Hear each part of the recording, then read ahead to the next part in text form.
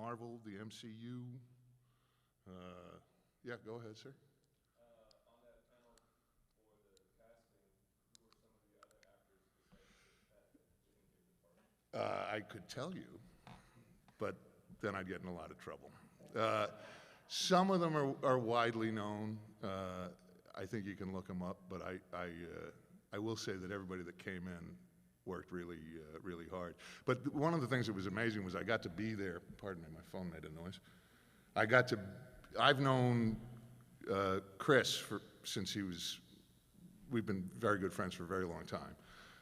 And I've known James for about the same amount of time because he was at one point married to the wonderful Jenna Fisher, and she and I were in a theater company in LA at the same time. So I've known James and Chris for about 20 years.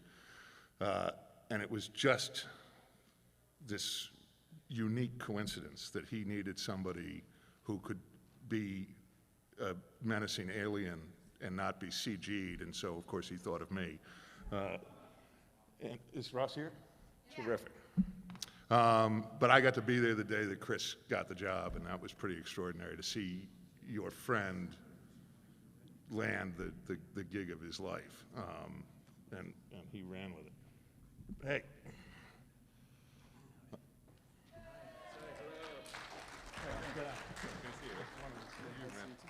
Sorry, I ran over here. So. Don't mind the sweat stains. Yeah. Oh, somebody's sharing my pain. Yeah. Well, it's not as bad as Georgia, though, I will say. Georgia is like a swampy freaking mess. That is a humid place to live. Yeah. How is everybody? Good. Awesome.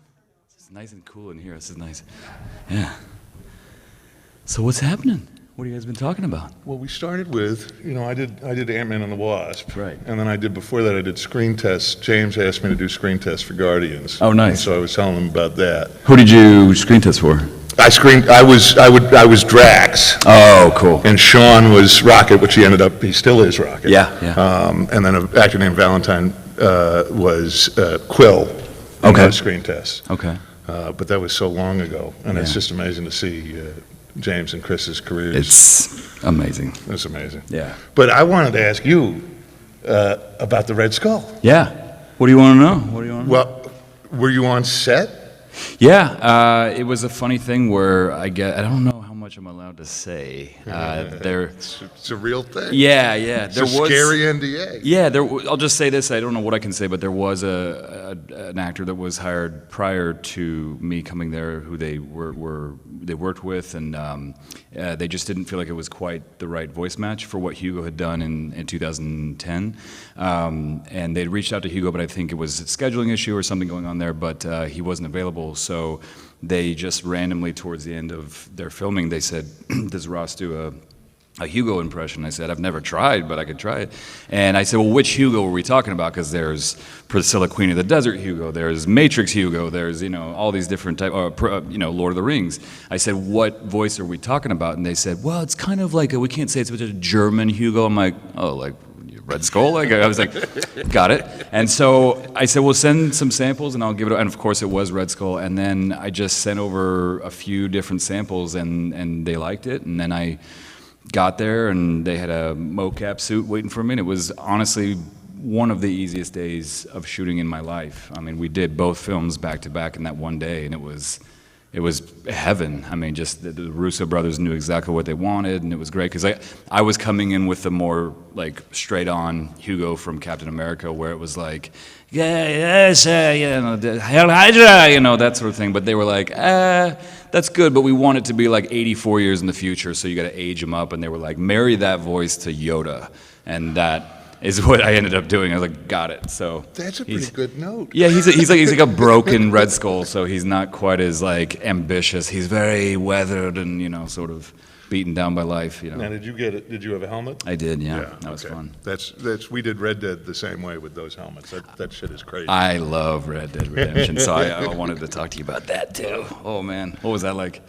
Oh my God, this is the greatest gig of all time. Oh, yeah. You guys play Red Dead or? Okay, that's nice. It, yeah. That's good stuff. It was 3 weeks of work. That was only 3 weeks? In 2009 for the first one. Oh, okay. Which was also, it was performance capture with the helmet, but the helmet then was, it it was us and Avatar, I think, were the only two in production that were using anything like it. And ours was not like cameras, it was different. But then I get a call 3 years later, and then that was 5 years of work of getting up and down on fake horses. Yeah.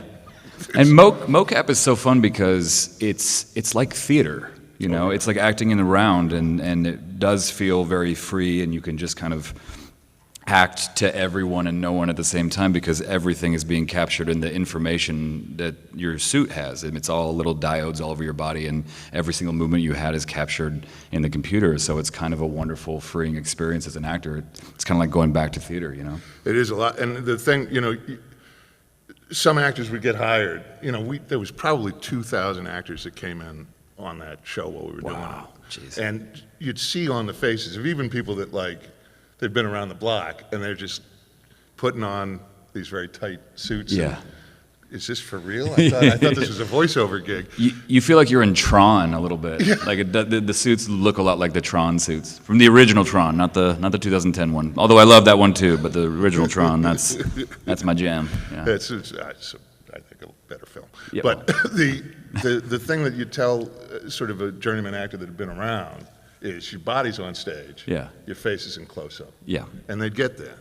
And the thing is that it's all captured, and then the director, Rod Edge, would come in, and you know he can put the camera anywhere he wants, and put these scenes together, and these scenes are just amazing. It's so good. Yeah, there's some times I will admit, like playing Red Dead, the second one, I cried a little bit. Like there was some moments where I was like, oh, I can't believe I'm crying at a video game. It was that emotionally involved, and I don't think I've ever gotten misty playing a video game. That was a new experience for me. So I think it's a testament to the work that you guys did, but also like just how involved video games are now. They're like these expansive movies that seem like a slice of life. You know, it's incredible. So you just made my day. Oh, right on. Cool. Yeah, you guys know what I'm talking about if you played it. You know, this guy. You know, yeah. Marvel questions. Yeah. Speaking of swamps, and because you were in at Pinewood, I would imagine. Yeah, which is like 20 minutes from where we shoot The Walking Dead, so it was kind of great. Like, it was funny though because I finished filming season 8. I flew back to LA. We was still waiting for word on the role, and I got off the plane, and I was about 30 minutes home in the cab, and my manager called and said, "Guess what?" I'm like, "What?" She said, "Marvel, they signed off. You're going to play Red Skull." I was like, "Oh, great!" They're like, "When?" They're like, "They need you on a flight back as soon as possible. They want to film tomorrow, ideally." I'm like, I just got back to LA. Okay, fine. I was like, "That's totally fine," but it's kind of funny timing. So I just booked the next flight out and went right back to the airport. Yeah. You know the saying: you want to book a job, book a flight. Yeah, exactly. so you get it done. Exactly. Yeah. But it moves quick. I mean, that happened with. I was talking earlier about how James had brought me in for these screen tests. Yeah. I had kind of hoped, and frankly had assumed, that I would get a part in one of the Guardians. Yeah. So I got this call out of nowhere that I was director's choice for a Marvel movie. They wouldn't even tell me what it was. Wow. And I didn't know what was going on. And it was Peyton Reed, who's this magnificent director who I had worked for on a tiny a pilot. What was it called? The pilot was called Goodwin Games. Goodwin Games, okay. And I had worked it and shot it, and a friend of mine at Fox even saw it, and I was so excited because he said the scene. I was doing this scene with this great actor named Jake Lacey. I don't know. Oh yeah, of course. Well, Jake is terrific. We had this amazing scene, and then the pilot got picked up, and if you're in, this is kind of inside baseball, but you book a pilot, and if the series goes, if you're in the pilot, you tend to have a shot at coming back, which for a working actor is really kind of, that's like a brass ring. Yeah. And then the show got picked up, but Jake got cut. Oh. And then 8 months later, I ended up going back, and T.J. Miller had been replaced, replaced him, and I shot it again. But so Peyton and I got to know each other over both of those. So it turned out that I think they figured, you know, the guy I play in Ant-Man and the Wasp is I'm basically the strong, silent giant next to the extraordinary Randall Park. And I think that they had, I don't know this, but I think they thought it was going to be a local hire. And Peyton was like, I know a guy. And so I ended up, but it went so fast. That's like awesome. I get the call, they wanted to see some footage from something else, and then I was out in Yeah, Peachtree Peachtree City. City. That's where I live. Yep. Everything is peach something in Georgia. It's like Peachtree Lane, Peach Schnapsville. It's ridiculous. But you ask the locals why. They don't know. They don't know. They It's have just, no idea. I mean, they got peaches there for sure, but it's not that prevalent. It's a very strange, very lazy naming, if you ask me. Yeah. Yeah. Yeah. But it was an extraordinary thing. And this Pinewood Studios is unreal. I think it's the third largest soundstage in the country, second or third. I mean, it's massive. They've got 18 stages there. I think, yeah. And I mean, and they're always expanding. So I mean, they built Paul's apartment. It was 3 stories. yeah. I mean, I think if everything goes the way they plan, they're gonna be out in Georgia filming for like 15 more years. That's just the conservative slate of Marvel films. And I'm sure you guys heard in San Diego Comic-Con last week, there was like, it's just going to be nonstop filming for the next several decades, which is exciting for me because I love all things Marvel. So More Agent Burley. I want more yeah, there you Agent go. Burley. There you go. There you go.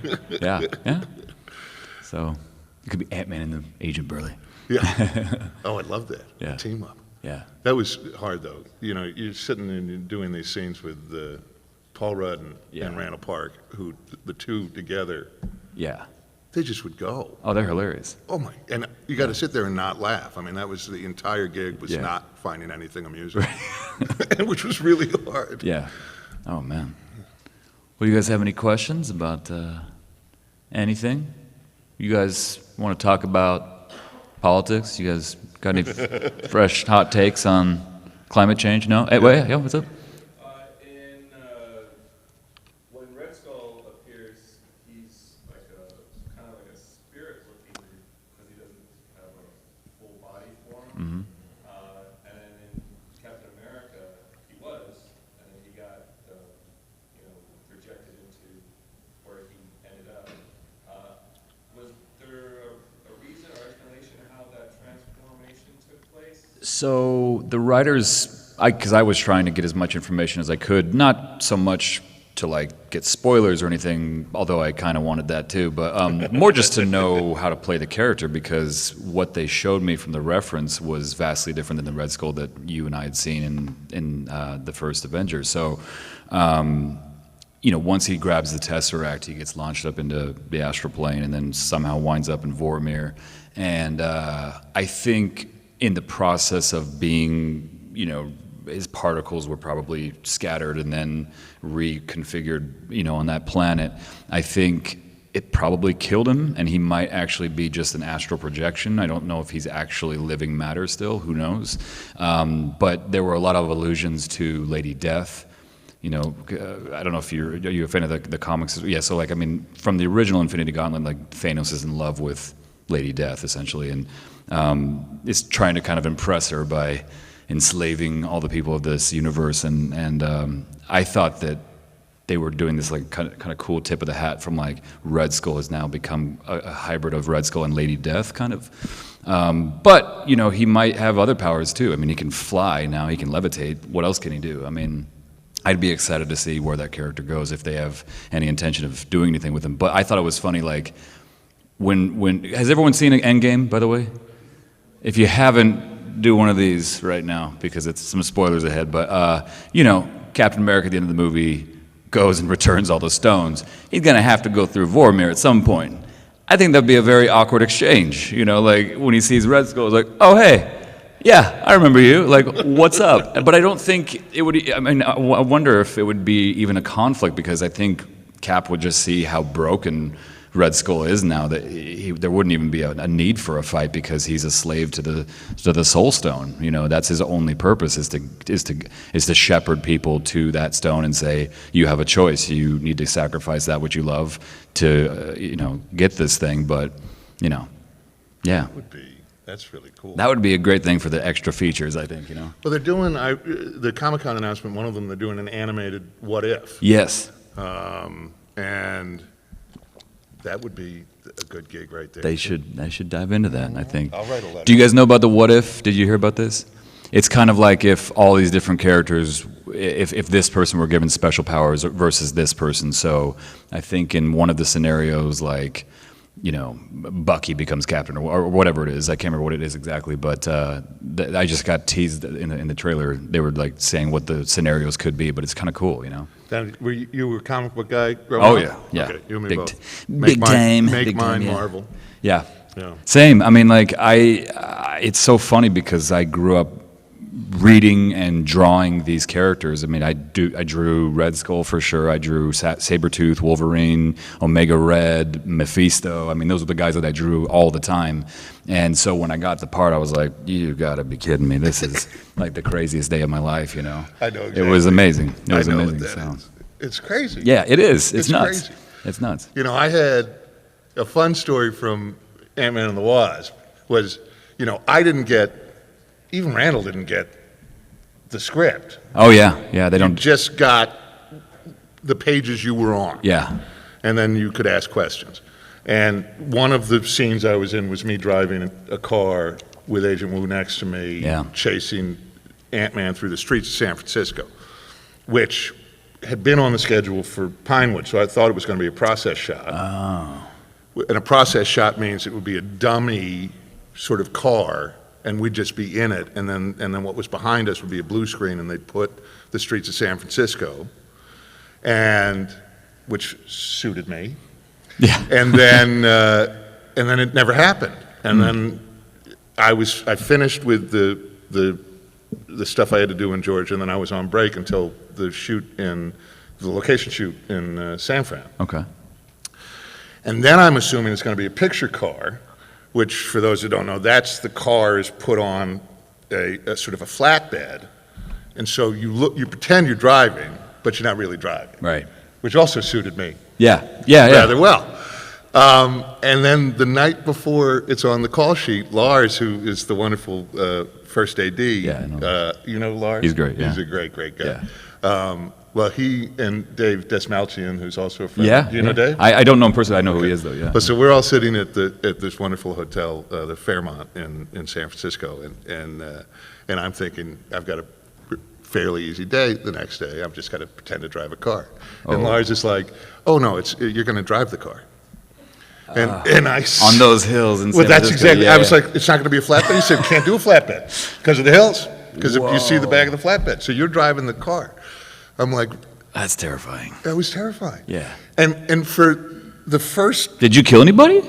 Well, I got really worried. I was like, that guy came really close. And Lars is like, he works for us. That's a stuntman. There's no one on the street that is unrelated to production. They locked that off? Yeah. Jeez. But by the end of the day, I have realized, we do the run. First, you get in the car and the stuntman does the run. Yeah. And I'm like, I cannot do that. But by the end of it, I'm like hitting a mark with an SUV and hopping out. I felt like, and then Peyton, the director, points out to me that I'm driving at high speeds on the streets of San Francisco in a film with Michael Douglas from the streets of San Francisco, for anybody that remembers the streets of San Francisco. Yeah. So I pulled that. And up. Basic Instinct, I think that was set in San Francisco too, wasn't it? Oh my God, I forgot about that movie altogether. Yeah. But he is amazing. Yeah. Michael Douglas is amazing. And I got to tell him off, and we did reshoots. The other funny thing was I wasn't going to talk at all in the film until the very last scene. And then the gag was Wu would walk out, Randall would walk out, and then we shot it. And then I turned to Paul, and I'm like, don't screw with that guy. He's a really good guy. Yeah. And the joke was they were going to modulate my voice or get somebody else to dub the voice, and it was going to sound like a little girl coming out of my... And they shot, actually, Paul, this beautiful take of him going, I did not expect him to sound like that. And I guess it ended up being too broad. And so they added this scene where I get to tell off Michael Douglas. Nice. So I feel really good about that. That's a good, yeah. Take that to the bank. Yeah. All right. Anybody else have questions? Spider-Man. Did you watch the funeral scene for Tony? Yeah. It's funny because I heard that all of the actors didn't know whose funeral they were attending until it was happening. Did you hear that? I didn't. Well, what I learned from the commentary was that I always thought that was a process shot because they couldn't have gotten all those guys together, but they did. They did. They got everyone together, and I'm sure people kind of figured out well, who's the one person missing? Tony, you know? But they originally didn't know who the funeral was for going into it, which is such a crazy, I mean, when we say like the NDAs that Marvel makes you sign at the beginning of these things, that we will take your firstborn child, like you do not say anything, because to your guy, Tom Holland, for example, like, he has a tendency to just, he hears something he wants to share because he's excited about it, which, you know, everyone loves, but they've had to really scale back on the information they give to actors because they're worried that in the moment you're just trying to be, you know, excited about what you're working on, and then all of a sudden you're revealing something. So it's totally understandable, but how they've safeguarded against that. And just, you can't spoil anything if you don't have the information in the first place, so, yeah. Which becomes, you know, from a script analysis point of view, Tricky, it can be yeah. a challenge. Yeah, yeah. Yes? Favorite superhero and why? Ooh, favorite superhero and why? Man, that's a tricky one. I mean, do you want to? Spider-Man was my Spider-Man. favorite. And I sold them all when I was 18. I could retire on them if I kept them. But I had Yeah. Amazing Spider-Man, I think from like issue 40 to 63? 300. The only one I could never get was the Gwen Stacy on the Brooklyn Bridge, 122. What was that? 63 was when it first came out, right? No. Or- Oh, yeah, no. Amazing Fantasy fir- 15 was 1963. Right, yeah, okay. Yeah. But Spider-Man's my guy, Peter Parker. Yeah. Because he was a kid, and I was a kid. Mine was Wolverine initially, just because he's kind of a perfect superhero in my mind. Like, he's virtually unbreakable. He can heal like that, and he just had a cool backstory. You know, he was a dark soul that was, you know, experimented on by this Canadian research facility, and then, you know, became this hired killer essentially, and then broke off on his own. But as the years went on, and I got more into like more obscure characters, Moon Knight for me was just a fascinating character, because once they delve into Moon Knight's kind of, people make this comparison, but I think it's a little lazy, but people say he's like Marvel's answer to Batman, and the only comparison I see is that he has a cape and cowl, and he's super rich, and, you know, has some cool gadgets. But it differs in the sense that, A, he has actual superpowers. He was brought back to life by this Egyptian god Khonshu, and, you know, he's able to become this badass fighter after being a mercenary for several years. And his backstory is fascinating because the canon from the first, you know, 30 years is really, really good, but then in the late 90s, early 2000s, they delve into his mental state, and there's allusions to the notion that he might have dissociative identity disorder. So he's, you know, really kind of fluctuating between all these different personalities in his brain, and there's people who think that he might not actually be a superhero at all, that he might just be making all this stuff up in his head, and he might actually be a psycho killer, killing, you know, bad guys and sometimes good people. But like, that's the most amazing and fascinating character that I've ever read in comic book lore, because he's not on the surface necessarily good or bad. He's just maybe a crazy person. And I think if you were a superhero, chances are you might be a little bit crazy, I think, you know? Like, to do what they do, you'd have to be a little bit crazy. I agree with that. So, that's what I think. I didn't know. I loved Moon Knight. Moon Knight's great. Moon Knight was one that nobody really knows was Mr. Monster. Do you remember Mr. Monster? I loved Mr. Monster. Yeah. And then Vigilante Yes. was a DC print. That Yeah, was only 50 issues, I think, and that had a very dark. Yeah. Ghost Rider was cool, too. Yeah. In the Endgame comic, there were a lot of characters that didn't make it to the movie, and kind of alternate characters took over those roles. Because you didn't see like Silver Surfer, Adam Warlock, yeah. She-Hulk. They seem to have big roles in the comic. Yeah. Didn't make it to the book. Do you see like She-Hulk, or there's word of I think maybe Silver Surfer coming, because he appeared in the Fantastic Four. And Yeah. that's coming back out. But characters like She-Hulk or Adam Warlock, do you think they're? Well, Adam Warlock's already been teased in Guardians 2. Yeah, at the end. But if you don't know, Marvel, prior to Kevin Feige starting the MCU, the Marvel Cinematic Universe, Marvel was selling off its properties piecemeal. So Sony had Spider-Man and Fantastic Four, which might have covered She-Hulk. And then Fox had X-Men. Oh, the Fantastic Four rights covered Galactus and Silver Surfer. Yeah. And so all of these But characters were split. But I think they just bought those back, right? Now because Yeah. Disney bought Fox, Yeah. now they're all back. And same umbrella. It's going to be interesting to see what Marvel does. I'm certain they know what they're doing. Yeah. And people don't know, Kevin Feige, who is he is like Yeah.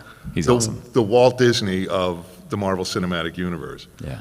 But he also was a producer on the very first Bryan Singer X-Men. Oh, I which didn't know really sort of started Oh, yeah. all of it. Back in 2000. Wow. Yeah. Huh. I didn't know that. But yeah, I think I was certainly expecting to see Adam Warlock myself because he was so big in the Infinity Gauntlet series in the comics. But I felt like they, to your point, they did tease him at the end of Guardians 2, but I thought that they were either going to bring him in at the end, but I really felt like Captain Marvel took over a lot of those story points for Adam Warlock, which is cool because, I think she also is a badass warrior and has a lot of the same, powers, cosmic powers that Adam had. But I hope they do give Adam his due because that's a great character. And Norrin Rad, Silver Surfer, man, that's a guy with Galactus. I mean, Norrin, for those of you who don't know the backstory of Norrin Rad and Silver Surfer, he's given a choice to save his planet by essentially becoming Galactus's Herald, yeah, / assassin. He goes to other worlds and destroys their worlds, does his bidding, and he did it all just so he could save his own planet. But he's separated from his wife and his family, and he's just this shell of a man by the end of it. But then he turns against Galactus and really fights, and that is, I think, cinematically speaking, you get into the cosmic stuff. That's the stuff I'm most excited about with the Secret Wars and the Kroll and everything. Norrin Rad sought out planets with lower life forms. Right. So that intelligent life forms weren't being destroyed. Exactly. Yeah. So I'm hoping they do that because that would be he just was not used enough in those Fantastic Four movies. He was just kind of like a tertiary character, and Although that's, Fishburne did a pretty good job with the voice. he did a great for job sure. with the voice. Yeah. And I think Doug Jones did the performance capture for Oh that. yeah, that's right. Yeah. Yeah. Yeah. So your next movie, would you rather do that as a CGI character or a live actor with a really good special effects makeup artist? Ooh. I'll be honest. I love the process of being made up, but there's a real freedom in just having dots on your face and a mocap suit and a camera because they do all that after the fact. Hugo was apparently in the chair for 3 hours every day at the beginning of the day, and then another hour and a half at the end of his day. So that stuff, and I'm allergic to liquid latex, so if they use anything latex-based, it would definitely burn my face, as I learned in college when I was doing a play where I had to wear this heavy prosthetic stuff. I was a burn victim, and it left a permanent scar for quite some time, a couple years, before I finally found the right cream to put on there. But yeah, so if it were me, I'd prefer the dots because it's so much easier, and you have more freedom to just kind of move your face and actually express your emotions more naturally. Yeah. I think I'm just looking forward to the next job. I don't really care. That's how I feel too, yeah, if I'm being honest. But I will say there is, I learned, I did probably, I did over 200 days of performance capture on Red Dead 2. Wow. And the one thing that you learn when you're going into the booth and you're sort of seeing because the animators have to clean things up and they can improve things and everything, but it's all being driven by all the actors. So you see, I go and watch the work and I can tell this is yeah, it's too much. In a lot of ways, the technology has become such that, like Andy Serkis and his amazing work in the Planet of the Apes films. Yeah. Is that CGI? Or in a sense, it's kind of a costume, right? Mm-hmm. I mean, you know what I'm saying? Yeah.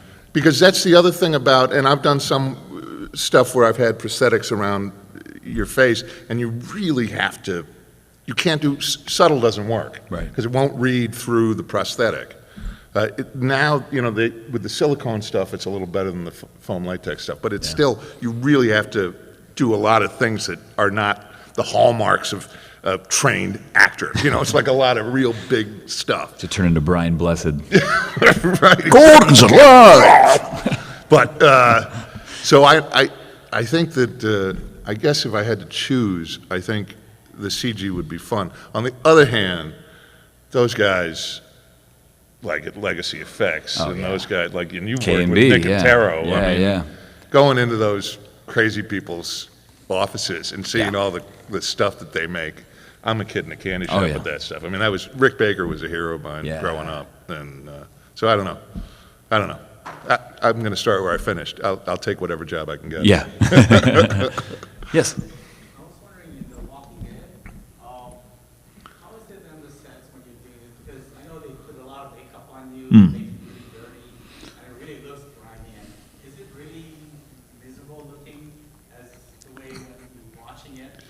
Yeah, it's some of it's fake and some of it's real. I mean, like we're out there. I mean, right now it's about, you know, usually between 97 and 100 degrees every day with 100% humidity, and you're covered in ticks and mosquitoes and no-see-ums, and you're just getting bit up like crazy while also wearing way too many layers of clothing. They're like, hey, for the winter scenes, we're going to have you in a t-shirt and shorts, and then for the summer scenes, we're going to have you in a three-piece, you know, suit for some reason. You're like, what? But, you know, it's fun because, A, you get to lose weight. It's like a sauna, personal sauna, you know, every day. But also, there's shows that you work on that you feel like you've earned your day. You know, I've worked on some shows that are, like Mad Men, for example, so much fun to work on. It was just a one and done, easy shoot. And I didn't sweat. It was very casual, you know, no drama, no like, we got to get this shoot now because the sun's going down. It was all in a controlled environment. And it was so much fun, but by the end of the day, I was like, that was just fun. That was great. But it was, you know, it didn't feel like I was like, I really worked really hard. But on The Walking Dead, you're like, you earn your days. And at the end of those days, you're like, oh my God, I'm ready for bed, you know, and you sleep really well. So is your beard in the show real? Your beard? Yeah. I mean, you got really full. Yeah, they actually, Angela, the showrunner, she asked me to scale it back this year because she was like, it was a little homeless looking last year. We don't want you to look quite so unhinged. Let's scale it back. And I said, oh, okay. Yeah, well, it's funny because that was very accidental.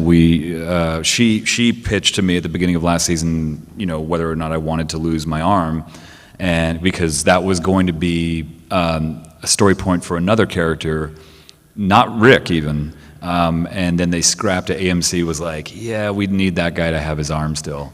So she asked me if I wanted to take it, and I said, yeah, absolutely. I mean, that's such a great story point, and it's a fun challenge as an actor to not have use of one limb too. Is it a blue sock? Or No, it's I do wear like a black sock that just keeps the sweat from absolutely killing my, you know, but it's basically you slide it in, and it's a clamshell unit where basically you have screws all in the hand and up down here, and then you ratchet it up with a leather strap up here, and it's your hand is kind of frozen in space for those 14 hours that you're working. So it's a challenge, but it's a fun challenge, you know. It's really, the hardest part is when you're doing horseback with one hand, because I just learned how to horseback ride this year, and so like you're having to steer with like two fingers with the reins, and that's tricky, especially when you're going very fast, you know, and trying to kill walkers at the same time. It's mental, but yeah. Wow. So yeah, it's fun. It's fun. Yeah. That's crazy. Thank you. Lunch sounds like a challenge, too. Yeah, it is. Yeah, just like you're holding. It's a mess. So, yes. In your next movie or anything, do you have any TV shows or video games where you can be in? What am I going to be in? Well, I don't know anything for certain at the moment. You know, the life of an actor is effectively treading water until a boat comes along. And sometimes the boat is an extraordinarily wonderful boat, like The Walking Dead, I assume has been for you. Yeah. Although I could do without the no-see-ums. Or, you know, it'll be a one-day gig, like you're doing Mad Men. It'll be a one-day gig like I did a Parks and Rec that was also easy money, you know, a lot of fun and great people to work with. But then you go back and you're an actor long enough, you know, whatever job you get is a boat you're in just for so long. Temporarily, yeah. And if there's a death count, like you guys have had to deal with, that's got to be emotionally trying. Oh yeah. Every time you get the script, you're like, "Am I going to die this episode?" It's so stressful, man. Yeah, yeah, But you end up, no matter what the job is, you're going to end up back in the water. yeah. Which is, we have 10 minutes left. So I don't know. I do know projects that are coming up that I would like to be a part of, but I don't. If it were up to me, every project coming up I would be a part of. So I think that's why it's not up to me. Yeah. Yeah. Pardon? You have a preference? Do we have a preference? As to what is your preference? Is that what he said?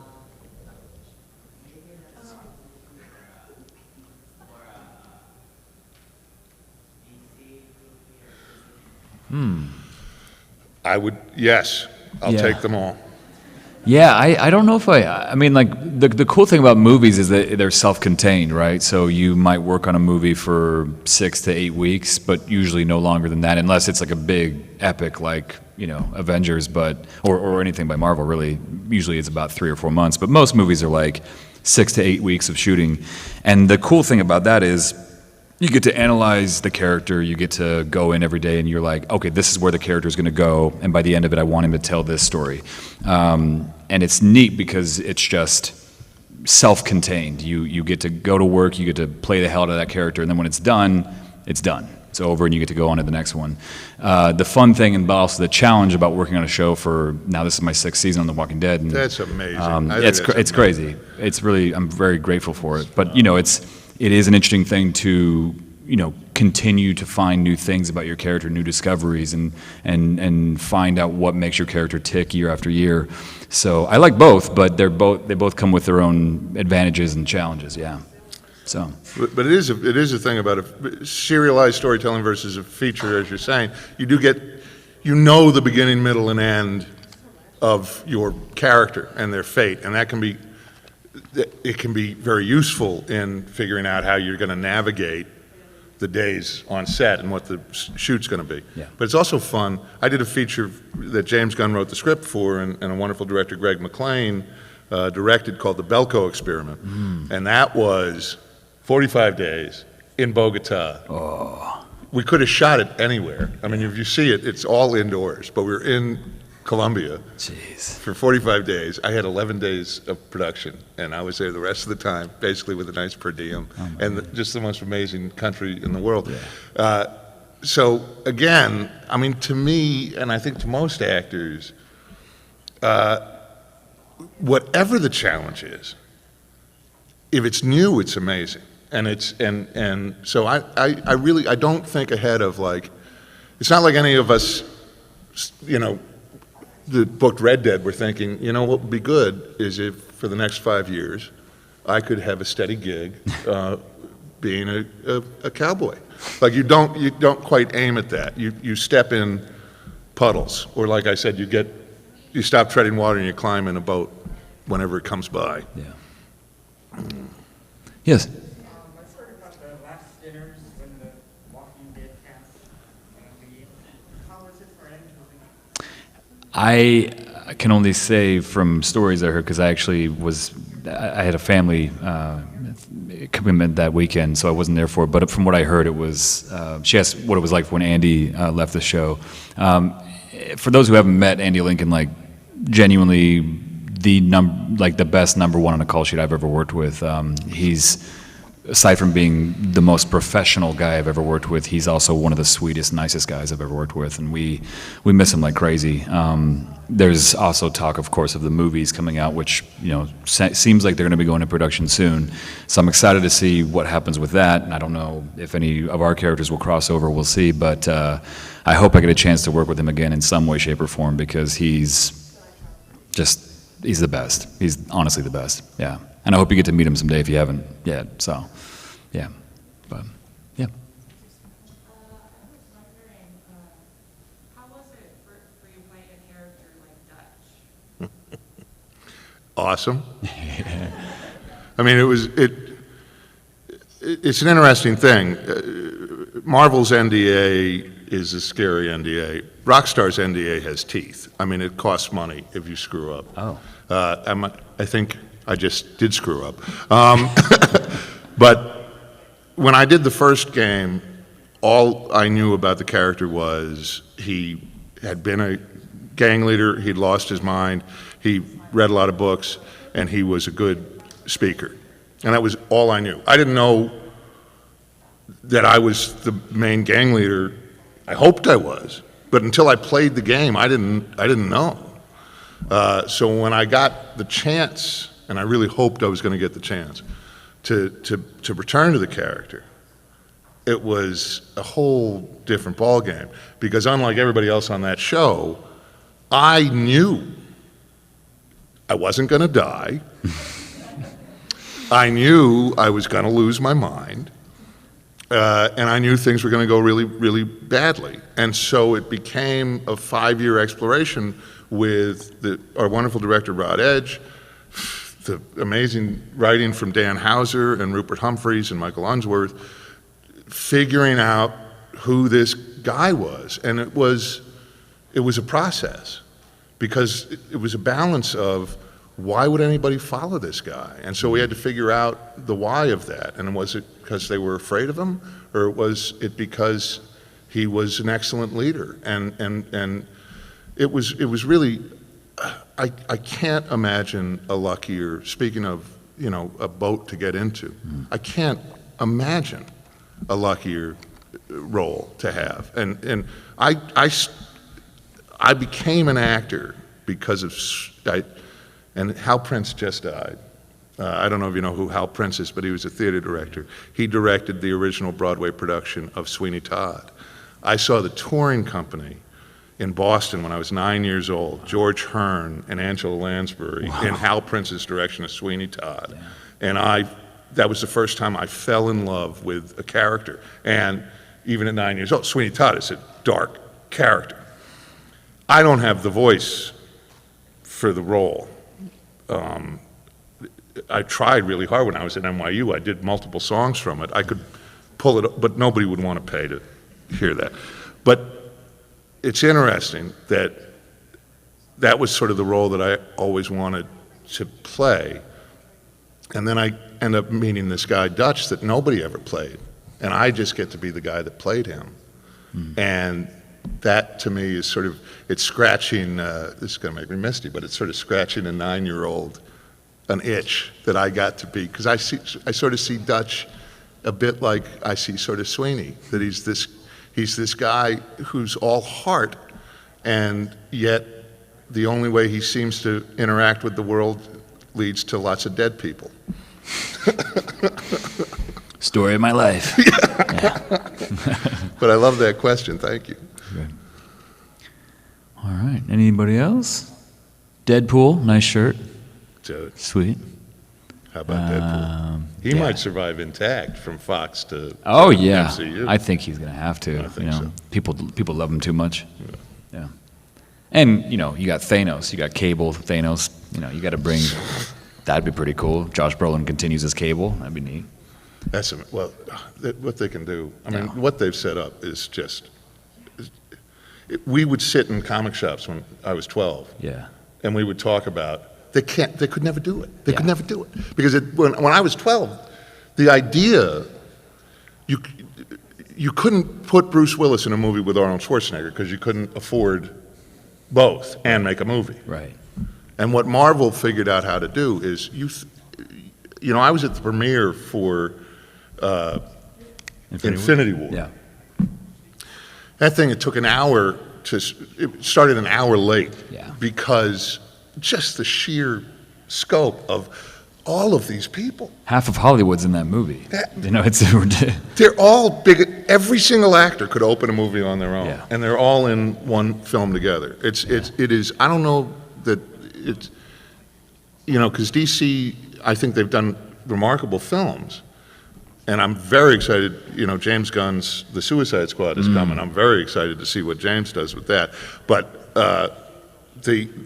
what Marvel, Louis D'Esposito, Victoria Alonso, and Kevin Feige, what they have managed over 23 films is unique in the history of cinema, and I think will be unmatched in the history. I don't think it'll ever happen again. I mean, I don't know how you get it. So it's like Elvis, like how do you ever get that level of like, I don't know, that much of a fever pitch of excitement over an anthology of work that's just incredible, And they're all so good. They're all very good. We have 0 minutes left. 0 minutes left. Okay, great.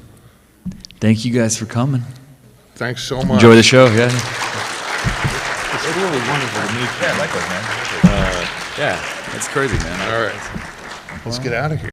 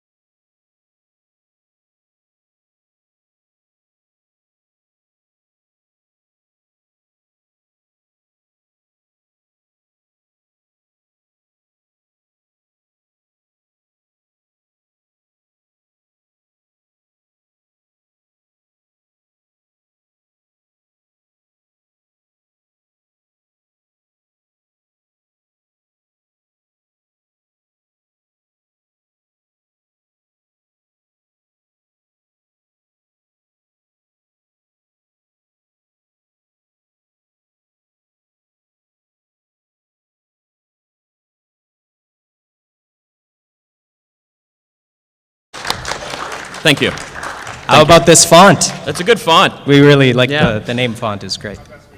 I don't have a nameplate. And my mic is I'm not even This afternoon is, yeah. Does anybody else see that guy at the end of the table, or is he just in my... No, I just hear a voice. I suppose we should kick things off by introducing ourselves and saying who we are and why we're all here. Oh, with me. My name's Jesse Nocalia. I'm the voice of Soren on The Dragon Prince. Thank you. We got a Soren stand in the house. Go ahead. Keep going. I'm not introducing all of you. No, on yourself. Is it, Oh. did you, No, I no, didn't want that's me to plenty. take you up. That's plenty. Okay. Yeah, that's plenty. Yeah, I've done a number of other things. I have some fun stuff I can talk about literally tomorrow that I can't talk about yet. Good point. Thank you. And, you know, I'm here to have a good time. I like walking on the beach. Okay. Okay, sorry that I gave him more time. Thank you. Oh, hey. Save me. My name's Adrian Petru. Hi, Adrian. Hi. I'm the voice of Gren on The Dragon Prince. Adam in The Hollow. And Tony Stark in Iron Man Armored Adventures, going way back, and a bunch of other fun things. And I, too, enjoy the beach. Yeah. And we'll go over to my good friend Jason. Thank you. Jason Petru. Jason Simpson with the news. Hey, I'm Jason Simpson. I play Viren in The Dragon Prince. Do a lot of video games, animation, whole bunch of voice work. So it's all exciting. You can come talk to me later about it. I do not like walks on the beach. Uh-oh. You know what? Walking on the beach is fine. It's a little uneven, so I prefer the sidewalk. Laying on the beach with that wind, just a beard full of sand. But there's a great barbecue place. Which direction is the beach? Whichever direction the beach is. There's a great barbecue place out there. It was amazing, so I encourage you to check it out. Next. My name's Jack DeSena. I was the voice of Callum on The Dragon Prince. I was previously... Oh, yeah! Bringing back the applause. I was Sokka on Avatar The Last Airbender. And other things. And I walked on the beach as recently as 20 minutes ago. Yes. So it's nice. We all like beaches except Jason. Yeah. I am Will Friedle, and I was actually just given my little name tag. It's proof. There's proof. Thank you. Voice-wise, I was Terry McGinnis on Batman Beyond. Thank you. I was Ron Stoppable on Kim Possible, and Bumblebee on Transformers, and Star-Lord on Guardians of the Galaxy, and a lot of very fun stuff. I liked the beach until I came here and saw how in shape everyone was. Oh, yeah. So I still like the beach, but I like myself less. Yeah. What are we talking about? Well, I don't know, Will. I think we're all here to learn from you, apparently. Oh, then we are in for a long panel. Oh, boy. We are.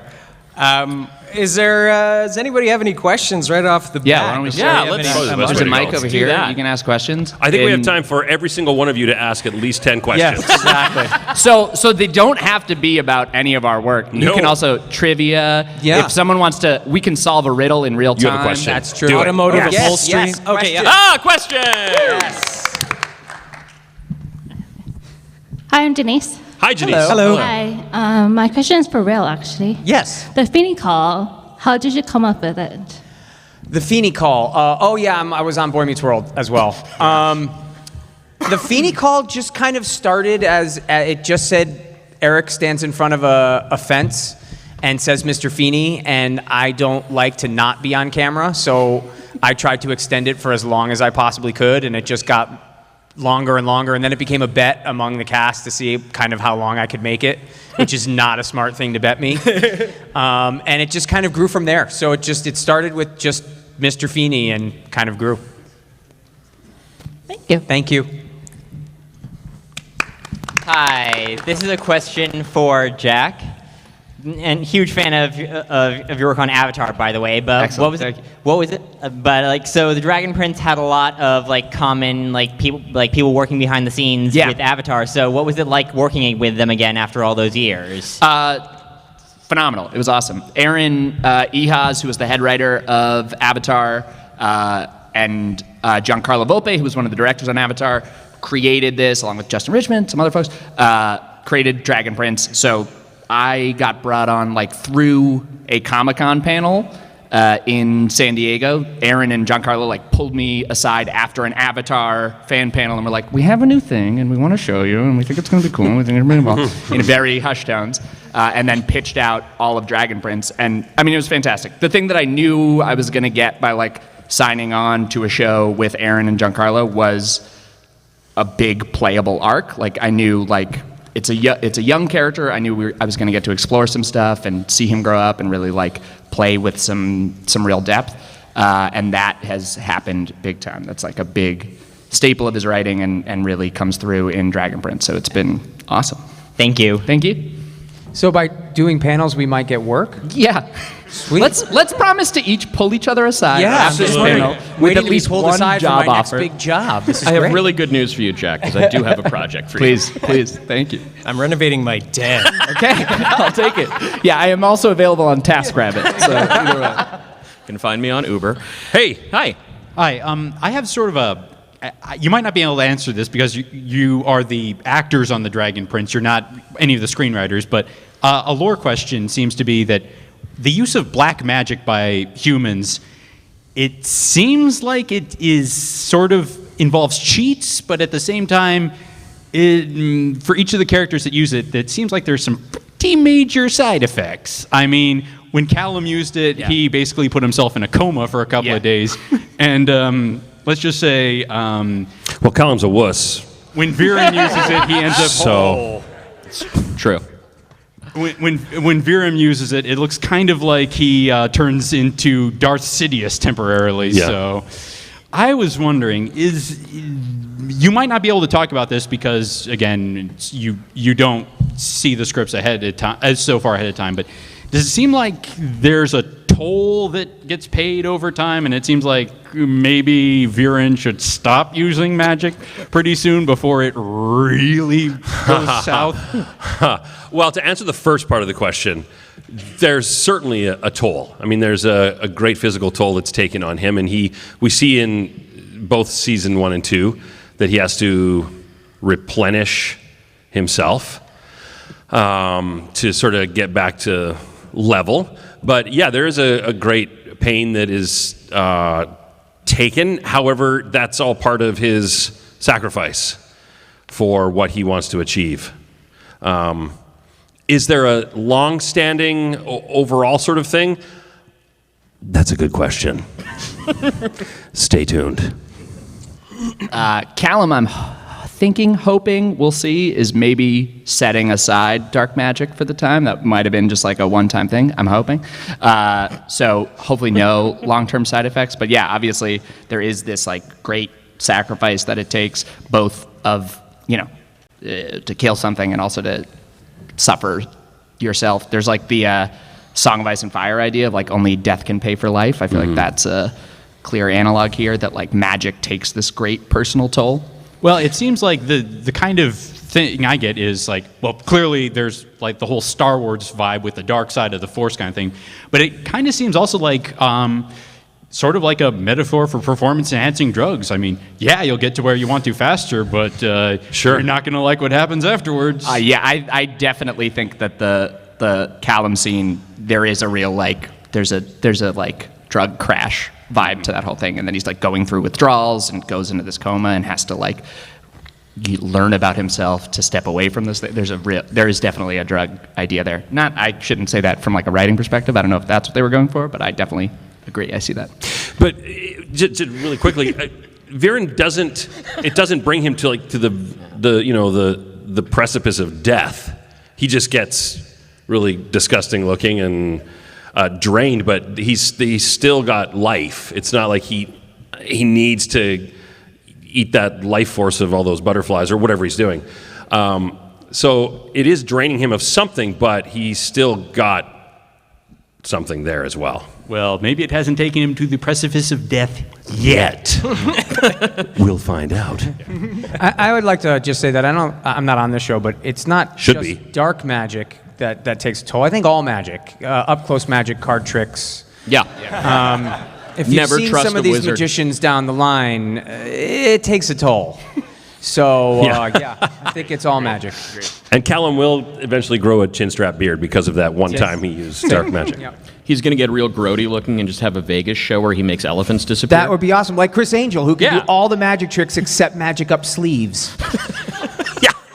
Sleeveless t-shirts, yeah. Hello. Hey guys. Hello. This is for the whole panel. You can answer this question any way you want. What makes you wake up in the morning? Oh. Oh my. Do you want like an honest, serious, honest answer? My kids. You can answer, answer any way you want. Just make sure my kids are happy and healthy. That's good. And then money. Yeah, my wife and kids now, because Jason started. My wife and my little, I've got a year and a half old toddler, and he both literally physically gets me up in the morning. But I also, everything I do is for that guy now, so that. Oh boy. I've never seen myself being able to do anything in a career outside of like perform and entertain and try and like inspire and teach with art and with work. And I not to make this too long-winded, but I remember recently reading an article, because very recently was the 40th anniversary of the Muppet movie, which is my favorite film of all time. And the opening song from that, The Rainbow Connection, is deeply, like that makes me cry when I hear it, like almost immediately, because it hits me right deep down. And part of that is just about creating cool stuff with people you respect and people you admire. And that's something that, gets me going every morning, is when I have that opportunity to really create and inspire and inspire myself with the people around me and the work that I get to do. So that's something. I also have a family. I do not have a child. I have a lovely partner who's there in the front row. Hello. It's a level of formality that we have, but things got personal, so I had to take it back. Jack, how about you? Yeah, I'll echo family and also echo the just from a work perspective, what gets me going when I have an acting job and stuff. The team aspect of it, the getting to work with people, the team sports. I think acting is a very executorial art. You're not creating this thing whole cloth. You're there to help somebody else's vision take that next step forward. Especially in animation, there's just such a long assembly line of so many people involved in it that it feels really cool to just be okay, I'm here to do my small part and help this bigger thing come together. That feels really cool to be part of a team. All of their kids. What get me out of the bed? No, my wife, who is my best friend, but making people laugh. The ability to make people laugh is something that gets me going every time. So I'll spend the rest of my life trying. Thank you. Thank you. Good question. Thank you. Very good Thank question. you. Hi, first off, welcome all of you. It's great to have you on our island. Thank you. Thank you for It's having great us. to be here. This question is for Jack. Regarding Sokka, he's a really interesting character just because he's able to grow out of being a comic relief character while still being a comic relief character. He never loses that humorous dimension of himself while also having all these other facets and growing up into a man, but still a man who can make jokes and see the lighter side, but also is a warrior and a soldier and all that cool stuff. So I'm just curious, from your perspective, being able to develop the character across the 3 seasons, how did you see Sokka's growth as a character? Yeah, I love that they carved out time to make him, confront parts of himself, to that the feeling of like isolation from not being as powerful as all these other people, like his form of leadership, that they found time to let him get serious and retained the like joyful side comedy stuff was awesome. The season 3 arc with the like him finding a master and learning swordsmanship is like, it was so cool to get to dive into that stuff towards the end as we've been on this thing for a while to go like, oh yeah, no, let's actually like slow down. Like, how is he doing with the fact that all this amazing stuff is happening around him? And we play it for jokes a lot early, and then getting to go like, no, behind all that, you know, panic, there's a real sadness, and getting to explore that was really cool. So I was very appreciative that they kept trying stuff with that character all throughout. Thank you. Thank you. Thank you. You look great. I saw it was like 1%. This is only 1% of my. This is only like 1% of my power scoop. Nice. Great work. All right. Hi, my name's Jade, and this is a question for you, Jason. Yeah. So, whoever's in charge of the Dragon Prince Tumblr page now, when asked who they thought had the best singing voice, they said it was Viren because they heard you singing one time. It's true, yeah. And so I'm recording this. And Okay. so for my blog and my watchers, would you please be kind enough to sing anything? Yeah! Can I say no to that? I can't say no to that question. No, I gotta do it. Pretty please. Is there any birthdays in here? Any birthdays? Whose Hold on, birthday you were pointing at someone. Is that a birthday? Whose birthday is soon? It's someone's birthday somewhere. Yeah! What's your name? Austin? Whoa! That counts. All right. That counts. Austin, this is for you. Happy birthday to you. Happy birthday to you. Happy birthday, dear Austin. Happy birthday to you.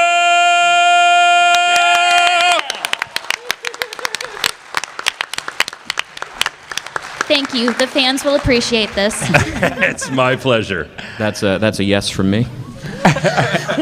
That's a no from me, dog. My question is for Will. Yes. One of the things that you didn't mention is a couple of years back you worked on the reboot of Thundercats, right? Yes. Yes. Great show. Thank you. They cut it soon. They cut it short way too soon. Yeah, it kills me. Yeah. My question is, what was it like working on a franchise that was being rebooted and sort of like you had the source material, but it was a kind of a different approach, and you're kind of taking its own direction. And basically, what was it like updating a show that basically had more of a space opera feel originally, and made it more of a kind of hard to describe actually. Yeah, it was. Well, first of all, that show kills me. It was because I was not only getting a chance to play Lion-O, which was one of my favorite characters of all time, but I was also writing the series. So as one of the writers of the show, we were really arcing out what we wanted to do, and we wanted to make it more Arthurian legend kind of than anything else. So there were a lot of fantasy aspects to it we wanted to keep, but the hero's journey was still something we wanted to play with, and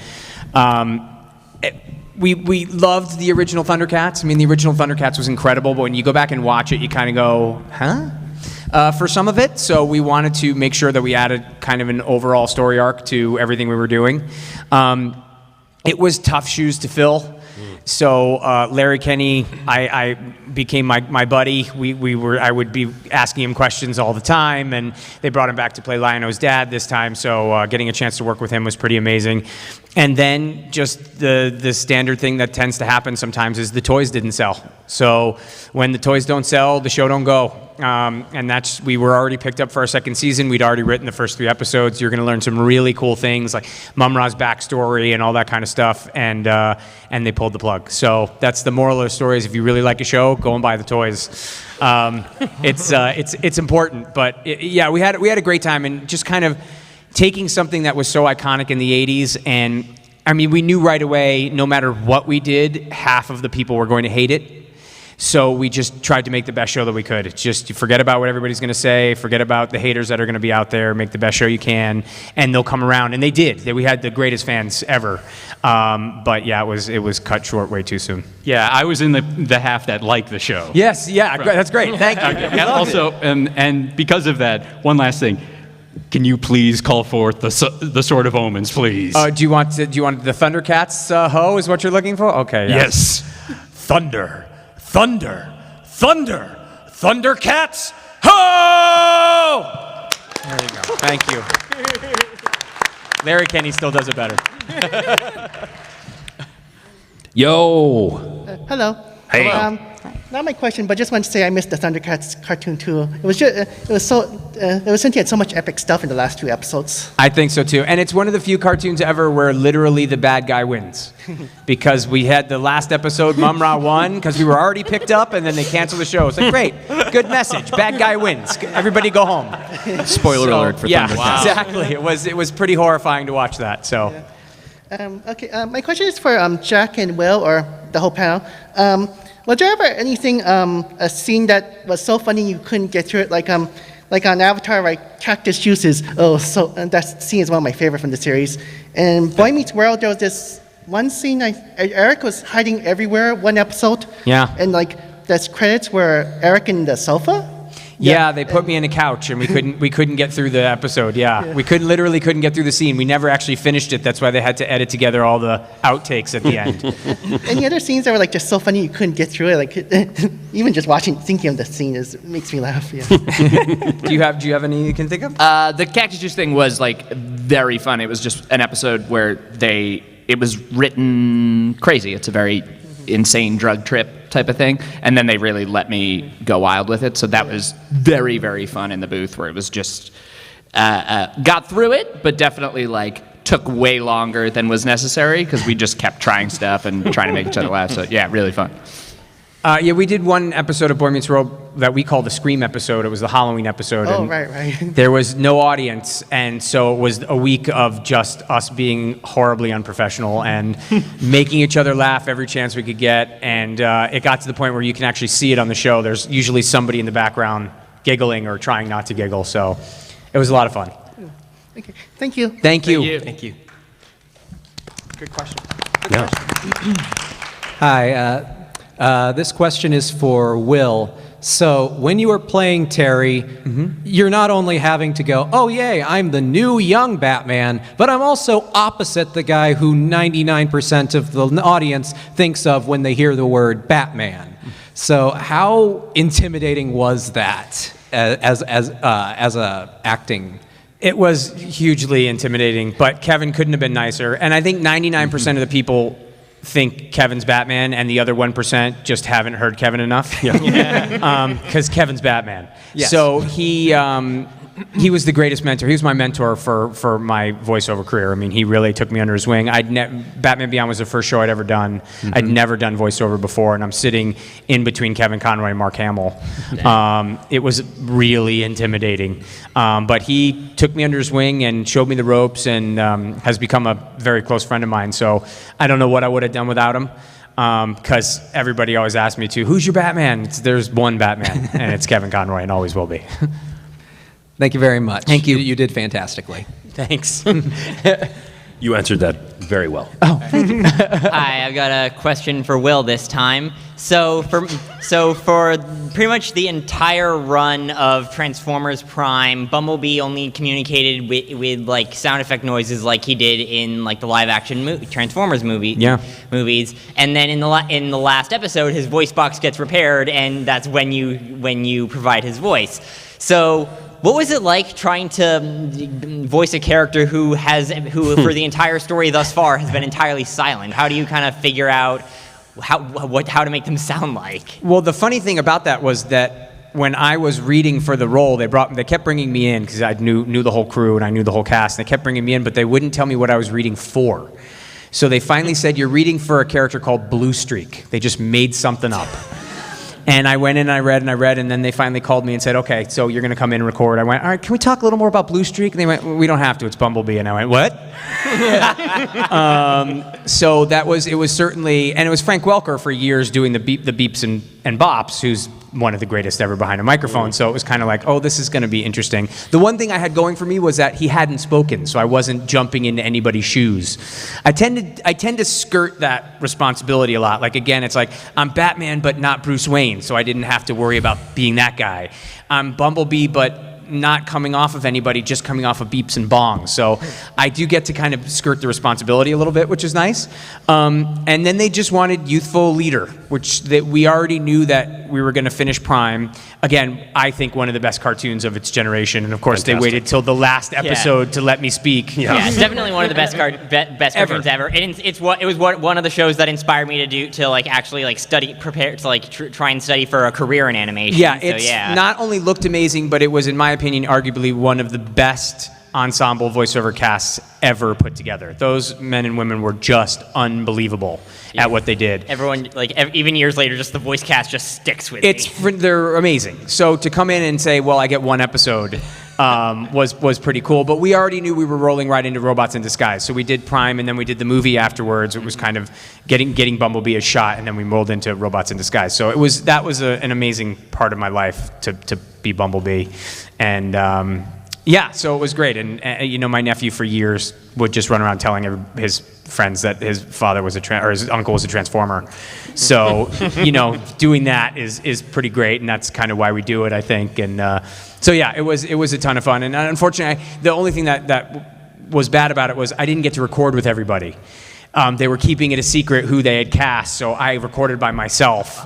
And so I was hoping, I know everybody, we all know everybody, it's a very small kind of community, but to be in the room with them would have been amazing. I never got the chance to do that, so that's unfortunate, but it was awesome. Yeah. Thank you. Thank you.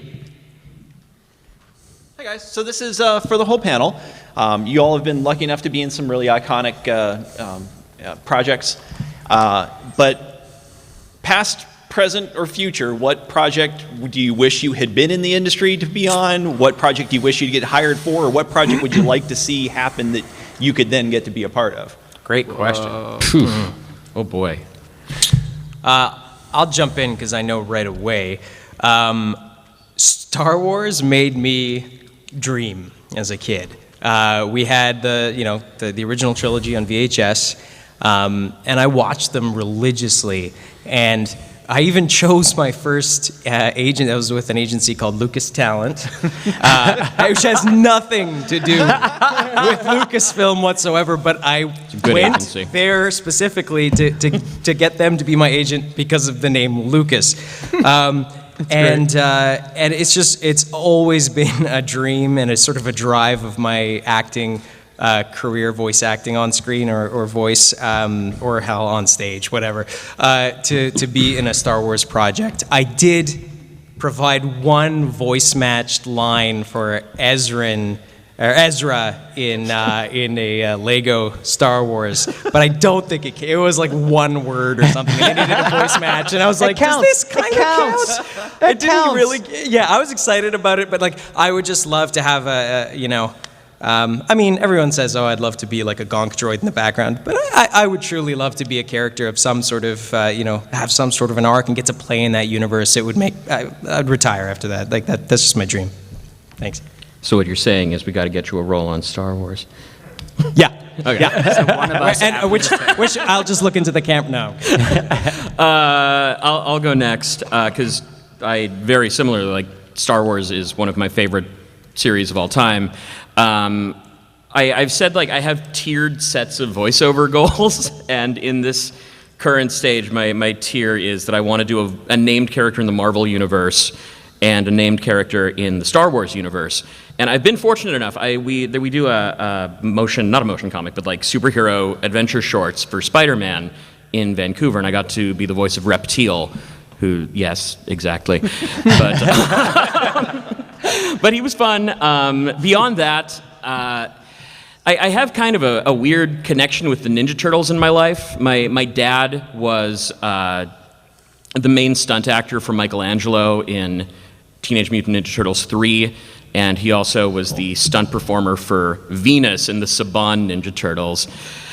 He's a little Filipino guy like me, so it worked. But was that Turtles in Time? No, Was that when they go back to feudal Japan? Yeah, that was Yeah, that was on okay, that, right. yeah. But I would love to be in the Ninja Turtles universe as well. And my entire life, I was never allowed to watch He-Man as a kid, but I would love to be in like the He-Man universe. I just think that'd be so cool to be like one of those ridiculous action figures. Something that's due for a reboot, maybe? Oh boy, I hope so. I'm here. Hello. Go to my website. Back in 1984, when I was 9 years old, I heard Peter Cullen as Optimus Prime. Yep. And that changed my life forever. And I don't want to sound overdramatic. It is the absolute truth. I wanted to be Optimus Prime. I wanted him to be my dad. I wanted him to be my best friend. I loved everything about Prime. And it has just been my dream and my goal, I guess, to one day voice that character. I've had the opportunity I auditioned for something a couple years ago that for Prime, and I counted that a victory. Just even the audition to get it would have been, it would have been blown my mind. But it's just the next step closer, right? So that is still a big dream. Yeah, a hero, really.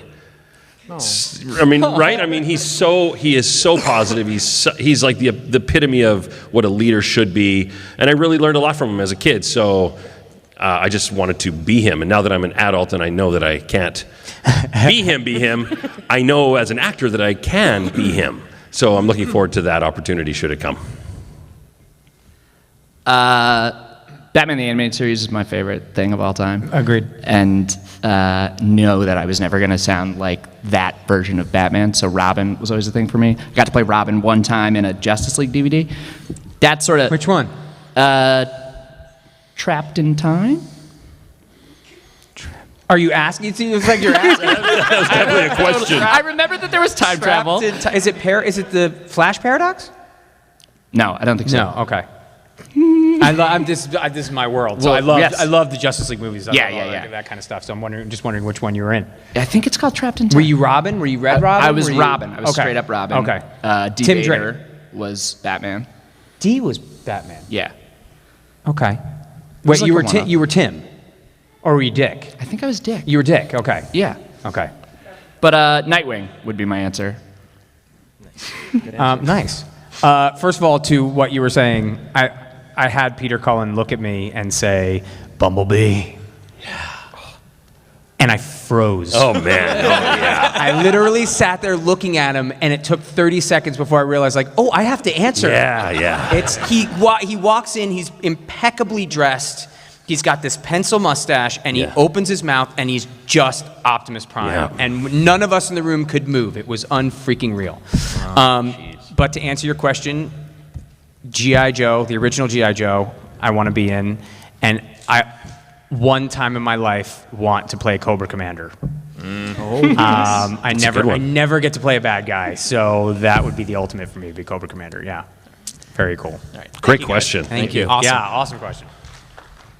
I want to know This question is actually for Jack. Yes. So I was just IMDbing to He was know literally what the name. he's Googling himself to find out what it was. I don't remember what it was He called. was super excited about it. Can't remember what it's called.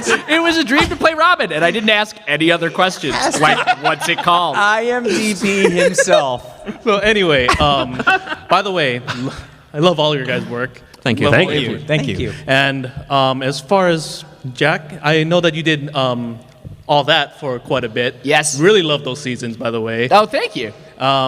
Is there any sketches or characters that you've done in all that inspires or maybe even sparks inspiration for any future voice roles or any? Oh, that's fine. Sorry, it's kind of hard to explain this. No. Is there any characters or sketches from that time and all of that you would like to maybe do something with in any voice role in the future? Randy Quench, volunteer fireman, is like one that was sort of like me at 14 trying to work out how to sound like a superhero type thing. Like it's a bumbling idiot of a volunteer like, chops into a house and then puts out a non-fire by blowing a hose on it. It was great, it was great kids material. That voice definitely was me working out what would kind of become superhero-y sounding things. So that one, I think that. And then I tried to work on they had me do a lot of impressions and stuff on that show, so just trying to learn that and flex that muscle and work on hearing other people's voices. I never got that good at it, but it was really helpful. I'm Googling you. Thank you. Trapped in Time, right? I think it's Trapped in Time. Is it Trapped in Time? I think it was called Trapped in Time. Is it DE? It is, right? Somebody, DE space There's a S space. or- Yeah, get the space in there in my last name. Thank you very much. Thank you. Yo. Hello. This is a question just for all you guys. I'll field this one, fellas. Yes, Viren is the hero. With all the shows that you guys have, with Dragon Prince being the youngest, and then you have, with the three tiers, for example, you have Batman Beyond, Avatar, and now Dragon Prince, with that one being the youngest out of the three, but you can see it growing, like it's getting bigger and bigger. Out of those shows that you guys did, like what was the moment where you realized, like, oh wow, Avatar's getting big, oh wow, Batman Beyond's getting big, oh wow, Dragon Prince is like getting, like it hits you like, oh, this is really starting to grow? Like what moment where it kind of was like, oh, this is a thing now? I can answer for Avatar real quick. I was maybe 16, 17 when we did the pilot. So then I was in college when it was like starting to air, and when I was like recording the seasons like back and forth I was at UCLA, so it was like very easy. I could just like be at school and go. Maybe like middle of season 2 airing, at like college parties, I had 2 different occasions of a peer of mine pull me aside and go like, hey, like I know it's like some stupid kid shit or whatever, and like I don't tell anybody that I said this, but like I'm watching your show and it's like really, really good, so don't tell that was like, oh, something's happening here, and then seeing that it was like hitting with my peers as well as younger people was when I knew that was becoming a thing. Jason, I believe you were fielding this one. No, go ahead. Okay. Go ahead. I know it's kind of a tough one. I was just wondering, like, because a lot of shows where they start to get like that fan base, like there's always that moment where like the I got this one. Oh, I thought so. I was waiting. Because the Dragon Prince is conceived of, created by the people it is, we had an immediate fan base with a lot of the Avatar fans. And on social media, at least, you could see just this influx of people following our Twitter accounts, Instagram. Yep. It just blew up. And all of a sudden, the official page had thousands and thousands and thousands of people. And I couldn't believe it. Well, for one thing, Viren had not been revealed right away. And I saw a lot of the other cast members, their followers were just exploding. And I thought, something is going on here. This is pretty incredible. And I think that was very early on, like before the show had even aired. I was one of those people. You were one of those people. Well, thank you very much for that. Thank you. I'm like, yeah, follow. Okay. The fans of Dragon Prince are the best part of the show. Absolutely.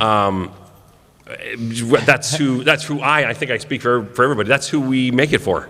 Yeah. Because it's just such a loyal, creative, passionate group of people who just love our show, and it's our show. So we saw that instantly. And I mean, it grew and grew as we got through first season, and then second season started, and even more. Mm-hmm. So I'm looking forward to seeing how much further we can go and how many more people we can bring onto Team Dragon Prince. Mm-hmm. Yeah, and I'd second that, what Jason's saying about that sort of, especially the social media response. So my sort of animation career really started with Iron Man Armored Adventures, which has a super special place in my heart and is actually a lot more popular now than it was at the time, because it preceded the Marvel Cinematic Universe. It preceded the Iron Man film by a couple months. And so the idea of having any sort of other take, this is pre-Spider-Verse and all that stuff, any other take of a character that's maybe not totally safe, people were really up in arms about. And so, that show happened, which I really loved it, but there really wasn't much of a fan base at the time, or at least not one that I had a chance to have any dialogue with.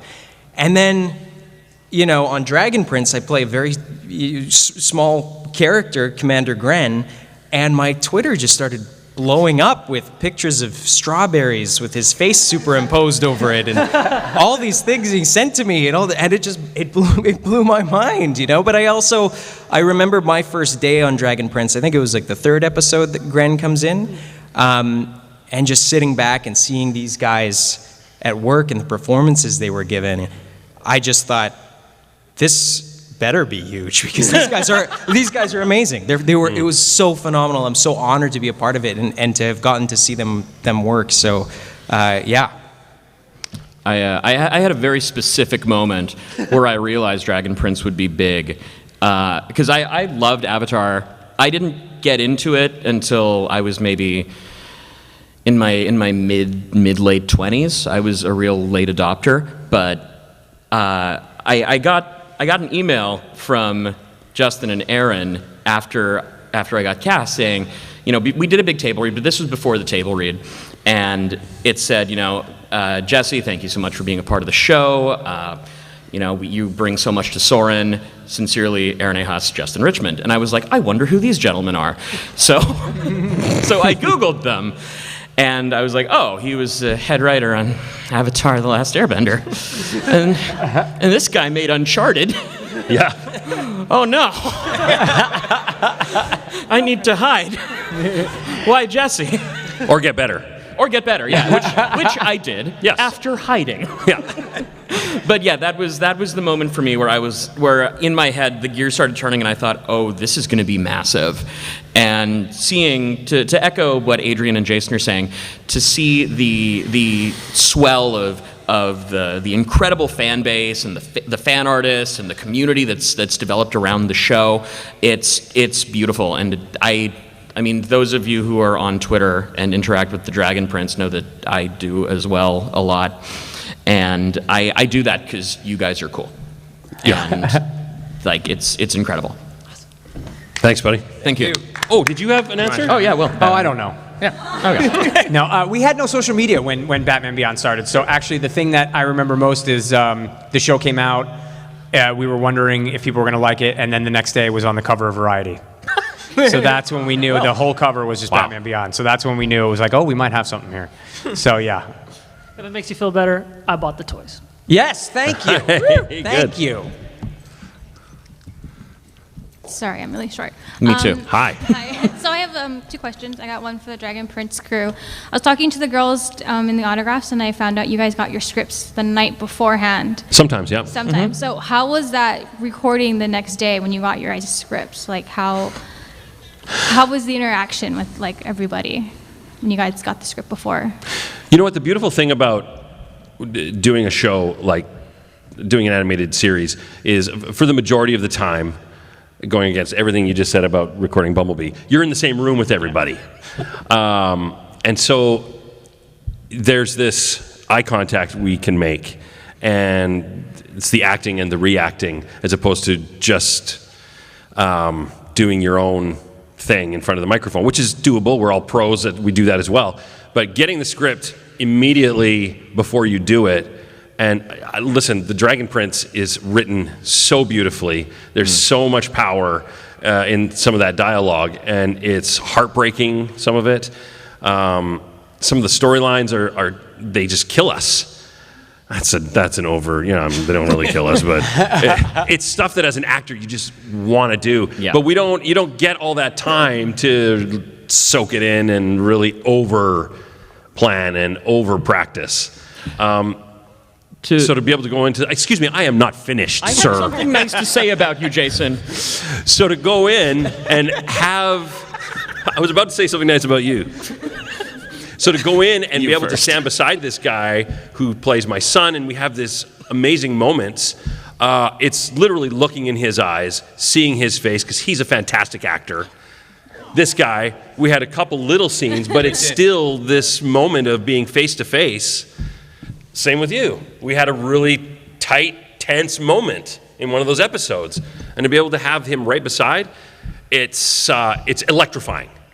So I don't know if I answered the question properly, but to not have that script for a long time, you sit and you wait and you listen and you listen to yourself and you read it and you you'd overdo it.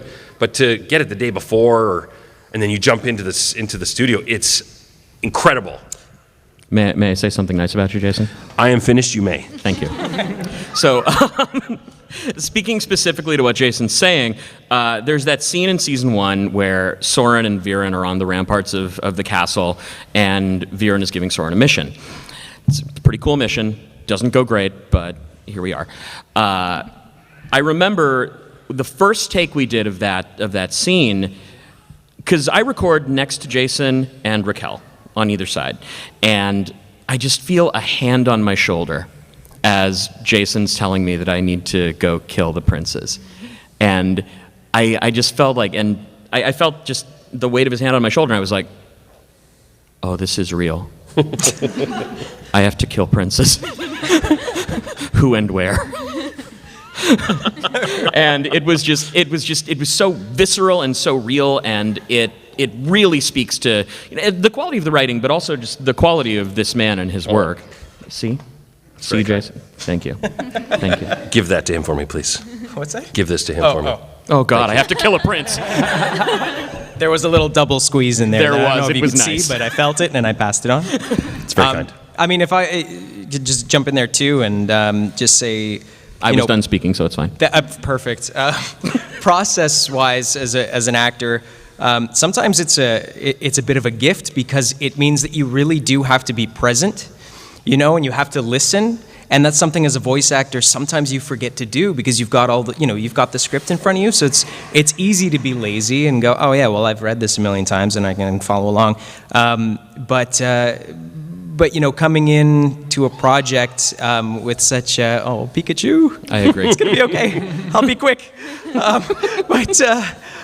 Coming into a project that you know is going to be special and the writing's so fantastic, and you don't want to.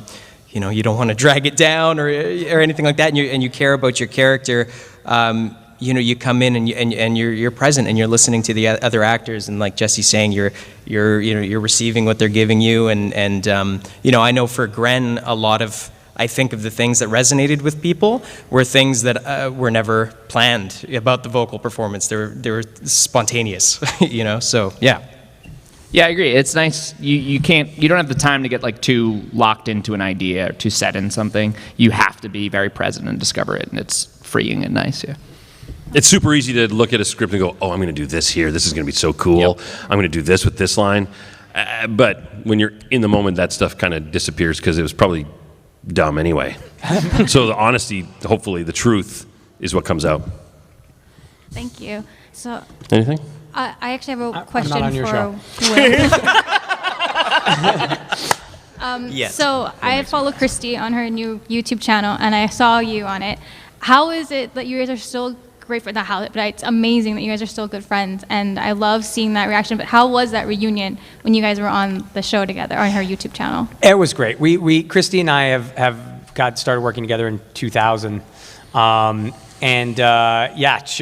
channel is a ton of fun, and went to her house and made a Nako. So we had a blast. But no, I'm Christy and I, and my wife and Christy and her husband and I, we're all very good friends. So, we do a lot of these conventions together, so they're very easy to travel with and have a lot of fun with. So it was a reunion on camera of sorts, but we'd been together for years now at this point. So yeah, she's great. Thank you. Thank you. This is a question for Will, and it's very random. My mother and I are both wondering if you can still do the naked mole rap.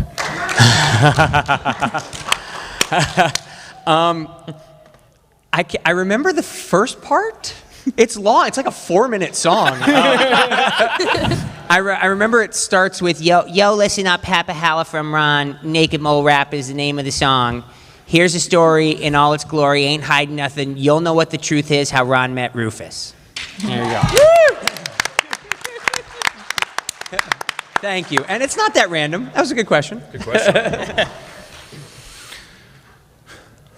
Hello. Hello. Mr. DeSantos? Is it Josh or Jack? I'm sorry, I can't see Oh, very well. Jack DeSena.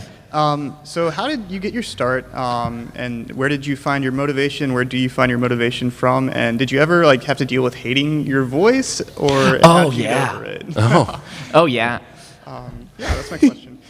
Yeah. I definitely like. I got my start, so I did all that on Nickelodeon, which was a sketch show. I was doing that at the time, and then just sort of transitioned into voiceover stuff just through auditioning, and was able to do, so I was doing another Nickelodeon show at the time.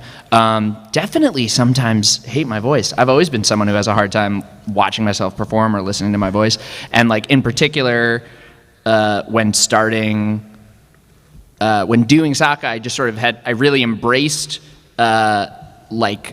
not always having control over my voice. Like that's a character that really, there's a lot of cracks and squeaks and like kind of all over the place dynamics. And I was just like, I'm going to throw them out there and let it be loose and wild. And so then there are times where I listen back and go like, just calm down. But yeah, so that was how I started. Just sort of started doing it. Thank you. She's back. Welcome back. I hate your voice. Yes, I am. Thank you. Okay, so this one, again, for Jason. Oh. And this is something I've been curious about for a while. You're really adamant about, I probably don't want to say it like that, but Okay. you refuse Byron as a villain. And I want to know if that's you as an actor wanting to empathize with him, or if there really is something about his character that you already empathize with. Let's get deep. No, I don't see him as a cardboard cutout villain. He's not just there's a show with heroes and he's the bad guy. I don't see him as that. I see him as a very complex character. Not that I want to see him as that. I have to. I have to go into that as the actor approaching that character. Otherwise, he does become just a voice. He has to have layers. I've got to find the humanity in him. And that is where he gets most of his horrible decisions from, just being a flawed human being.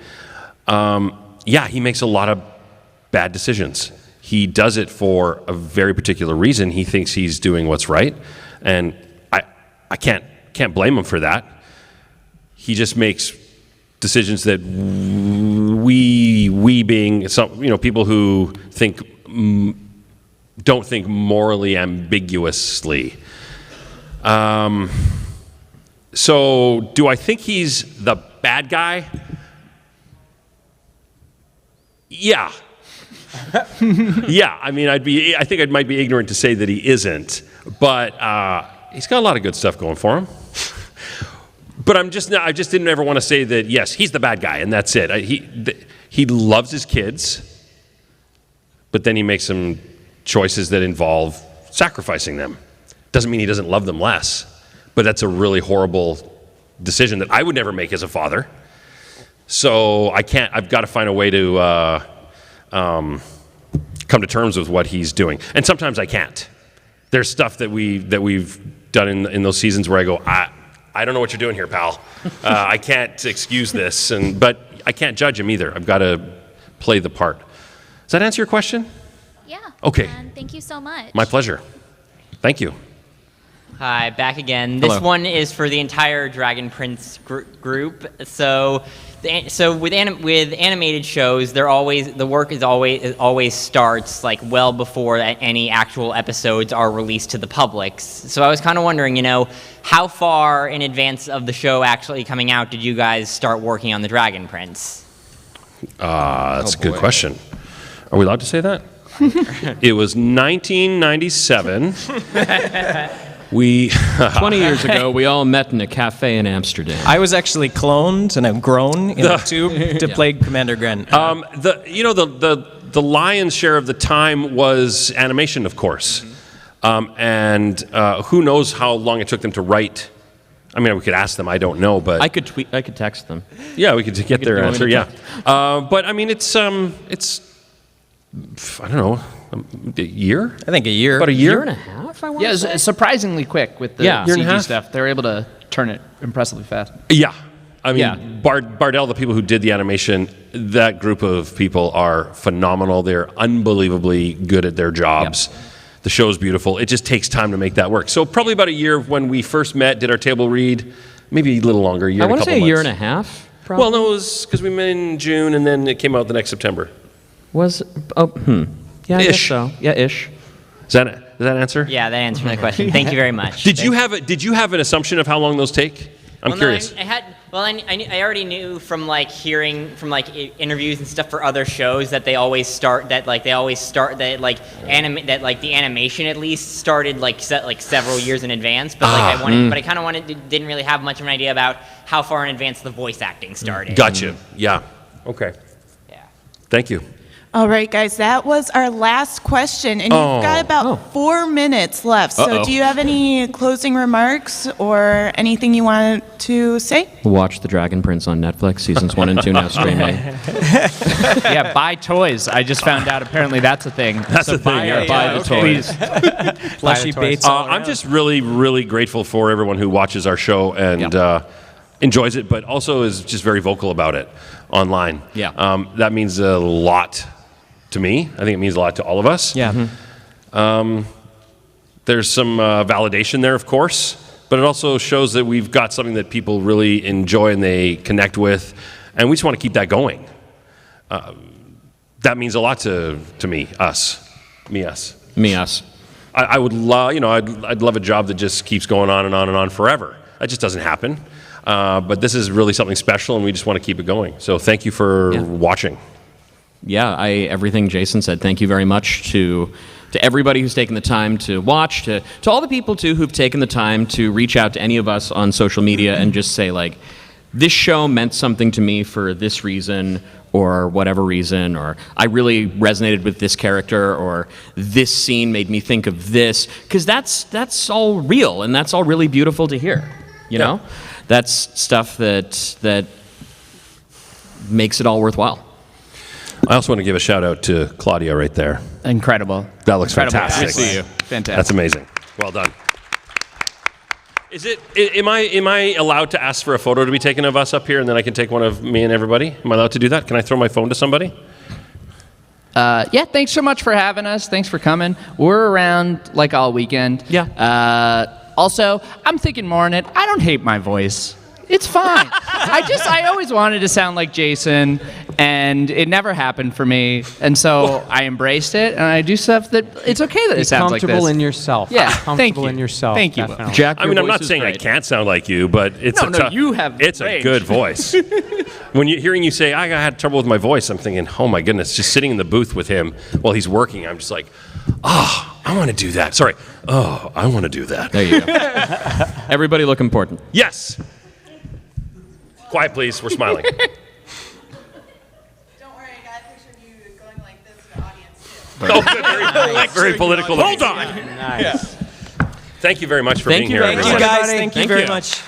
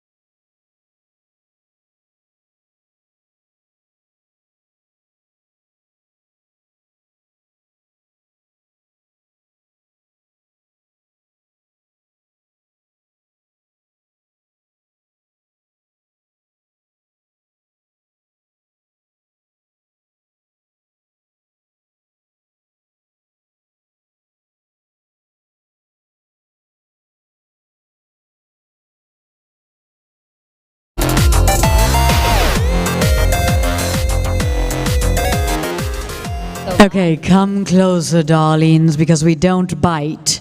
And there's Unless we only know- 12 of you. Yes. We only bite when we know you That better. was the voice of God. Apparently God is British. And a female. And a female. We knew that part. As it should be. Right. Right. Modern days, equal rights. Maybe all that. wondering why we Oh, wow, thank you very much. Yes, yes, lovely. Moving on. Alrighty. Hi, guys. Thanks for coming. Oh, wow, that was loud. Are you awake? Yeah? Okay, good. Okay, good. phew, Thank you, phew, Darren. phew, phew, phew. Okay, is this karaoke reverb actually on the mic or is it just the room? I think it's the room. I think it's the room. Feels like a very live room. The fact that we've just said I think it's the room 3 or 4 times is pretty impressive too. That's a nice echo. So hi guys, I suppose we can introduce ourselves. We should. We should do a little bit of that. I'm Anjali Bhamani. I am the voice of Symmetra in Overwatch and Nisha in Fallout 4 and a bunch of other fun things. And I'm really excited to be here. I'm Carolina Ravasa, and I'm the voice of Sombra Online. I'm Greg Chun. I'm the voice of Dr. Harold Winston, not Winston the gorilla, but the guy who took care of him when he was a monkey baby. And he's so. Can we just talk about how cute Baby Winston is? Baby Winston is so cute that I have a picture of Baby Winston on my computer desktop. Really? Oh That my is a legit gosh. truth. But That's he's adorable. not Baby Winston. But I'm not No, Baby I Winston. know, but you hung out. If it wasn't for you, we would never have met Baby Winston. That's right. Plus, I dressed him every day, so part of his cuteness has to do with That's absolutely, but that look in his eyes, that happy like gleam in his That's eyes, right. it's all because of the upbringing that you gave him. Hashtag parenting. Yep. I'm also the voice of Takayuki Yagami in the latest Yakuza spin-off called Judgment, and I voice Ike in Super Smash Brothers. Yeah. Yeah. Super Smash! Woo! Give it up. So we have no moderator. 'cause We have they- no agenda. They don't care about it. I'm Because kidding. Sombra hacked the moderator. We would love to just take some questions from you Yeah. guys, because one thing leads to another, and then it's going to be midnight, and the panel will we'll be still over. be talking. It'll be amazing. So if you guys have any questions, and it may seem silly, but there's a microphone there for you. It's standing all by its lonesome Yes. here in the corner, waiting for someone to. Yeah, one brave soul, our first One victim. brave soul. Hello. Oh, Is and it we've on? got no mic. Uh-oh. Can you hear me? Hey guys, Does it is have a switch on it? Maybe. I don't know. It's Oh, it on. is. Okay. Oh, there we it go. Oh, there we go. Yay. Deadpool. There we go. From the diaphragm, my boy.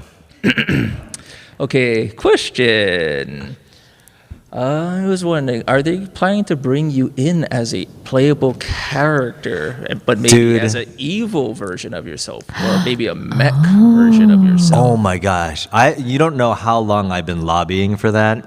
I'm just like, it would be the greatest thing ever. And then like he and Winston have a whole like, Vader Luke kind of thing. Yes. It'd be incredible, but I would be Vader, to be clear. Right. But I think they've made it very clear to me. I think I was getting on their nerves, and the last time I talked to them about it, they're like, "You're dead." Okay. So sadly, I'm so sorry. I know. Sorry. So, yeah, sadly, I don't think that's in the cards. But thank you for thinking about it. But you could always come back as another character. I could. He's a trained and sensitive actor. You He should could play work on a something voice else. a demo. It's a thing I you think put I'll put together a demo. Put together a demo and send it to michael.chu@blizzard.com. I made that up. That email doesn't exist. It doesn't. We were about to say the real one, and you said, "Oh, I should change the last name." I don't even know. Yeah, there's whatever. One of those has to. Anyway.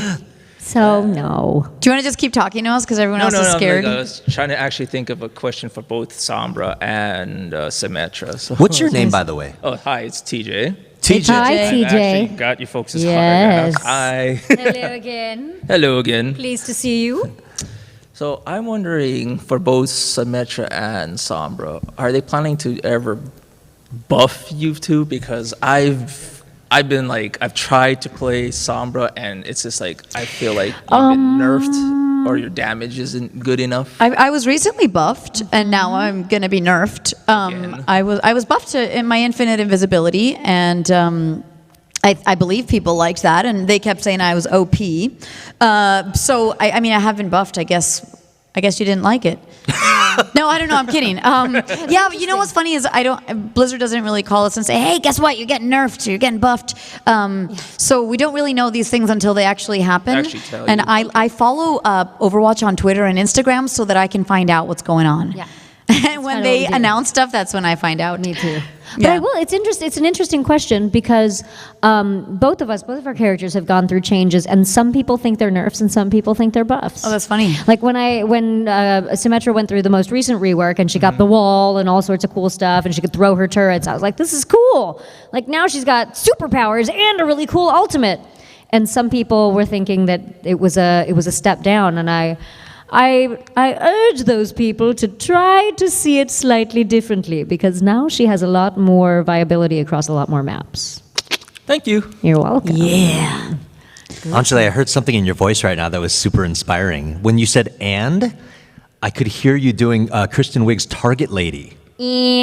Like that? Did I do that? It was kind of like "and," like it was sort of that throaty thing. Back there? Yeah, back in the throat. I don't know. Do you guys know Kristen Wiig's Target I Lady? do. I just, it's not a combination that I usually think of as inspiring, so I'm trying to figure out what it was. Usually when people talk about something that came out of my mouth that was inspiring, it's like I said Kermit the something Frog. Yeah, it's kind of like Kermit the She kind of Frog. sound like this. Exactly. You'd like to check out some of her holiday candles. Can you tell that Oh we're my gosh, I gotta rewatch that. people who enjoy voice acting? I do like Kristen Wiig. I'm sorry, tangent. Who's next? Who's next? Oh, okay. See you next tour. Come on, somebody You know you has wanna a talk to us. Come question. Anyone, Bueller? Bueller. How about this? How about we tell you guys? We've got a go for lovely it. We've lady got in the back there with the lovely Yes. hair. What's your name, darling? What's your name? Yeah, do it. Sure. Oh, hi, Ida. Hi, Ida. Ida. You can scream out your Hi, question. we don't know Ida at all. We've never seen her before in our lives. Sure. Bring it.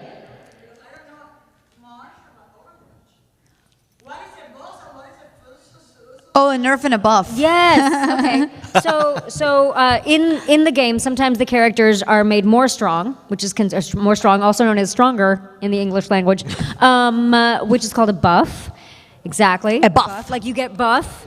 And then a nerf, a la Nerf trademark, the toys that have they'll have guns, but they'll be these really soft, smooshy balls. So a nerf is when your character is made more weaker. smooshy. More smooshy. So it's and like weaker. more power or less power, give or Yeah. take, sort of. I know. There's a lot of in-game lingo, like gamer lingo, Yeah. that one has to pick up when one starts to game. Yes, When which one- I don't. We're very British today, I so don't we know why apologize. it's just fun. It's really We've all it's been more coached. fun. Yes, we've all learned things at the university. How about we tell everyone how we got involved in the game? Oh yeah, sounds That's great. a good idea. Let's talk about our audition and The what process. happened next. Yeah. I'm dying to hear your because we hang This out is all the first time we meet. We've never met. Ever. We've never Never. met Dr. Harold Winston. Dr. before. Harold Winston. I actually don't remember. I don't think I auditioned for this part, to be honest. Look at you, fancy pants. Did you audition for a different part? Which No, part? I'm offers only. No, it was I think Andrea and I. She's the casting director at Blizzard, the voice director, and head director. Yeah. For And head voice director. sessions. Main voice director. Yes. Yeah. We'd worked together on Warcraft and Hearthstone and whatnot. Never and heard I of 'em. Think, you may have heard those games, but I think she had this role when this role came about. I think for some reason I just popped to mind for her, and that's just one of those kind of right place at the right time kind of things. Because she thinks I'm a nice person, and I think Harold Winston was supposed to be kind of a nice fatherly sort of figure. So I'm pretty sure she just called me in for it, if I'm not How mistaken. cool. That's Yeah, awesome. So that's how I got in. Oh, nice. Dope. And you just shot the short that.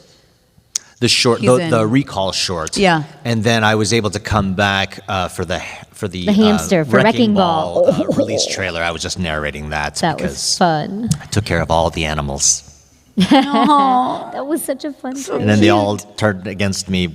The big ape revolt, and I was torn limb from limb. I think. I don't. Yeah, we just Oh, don't darn. actually see. Yeah, we don't really that. know. We don't actually see that happen, thankfully. More but I bet- likely than not, my carcass is just sort of floating around in space. Oh no! Oh, Oh no! That's so dark. Horrid. So dark.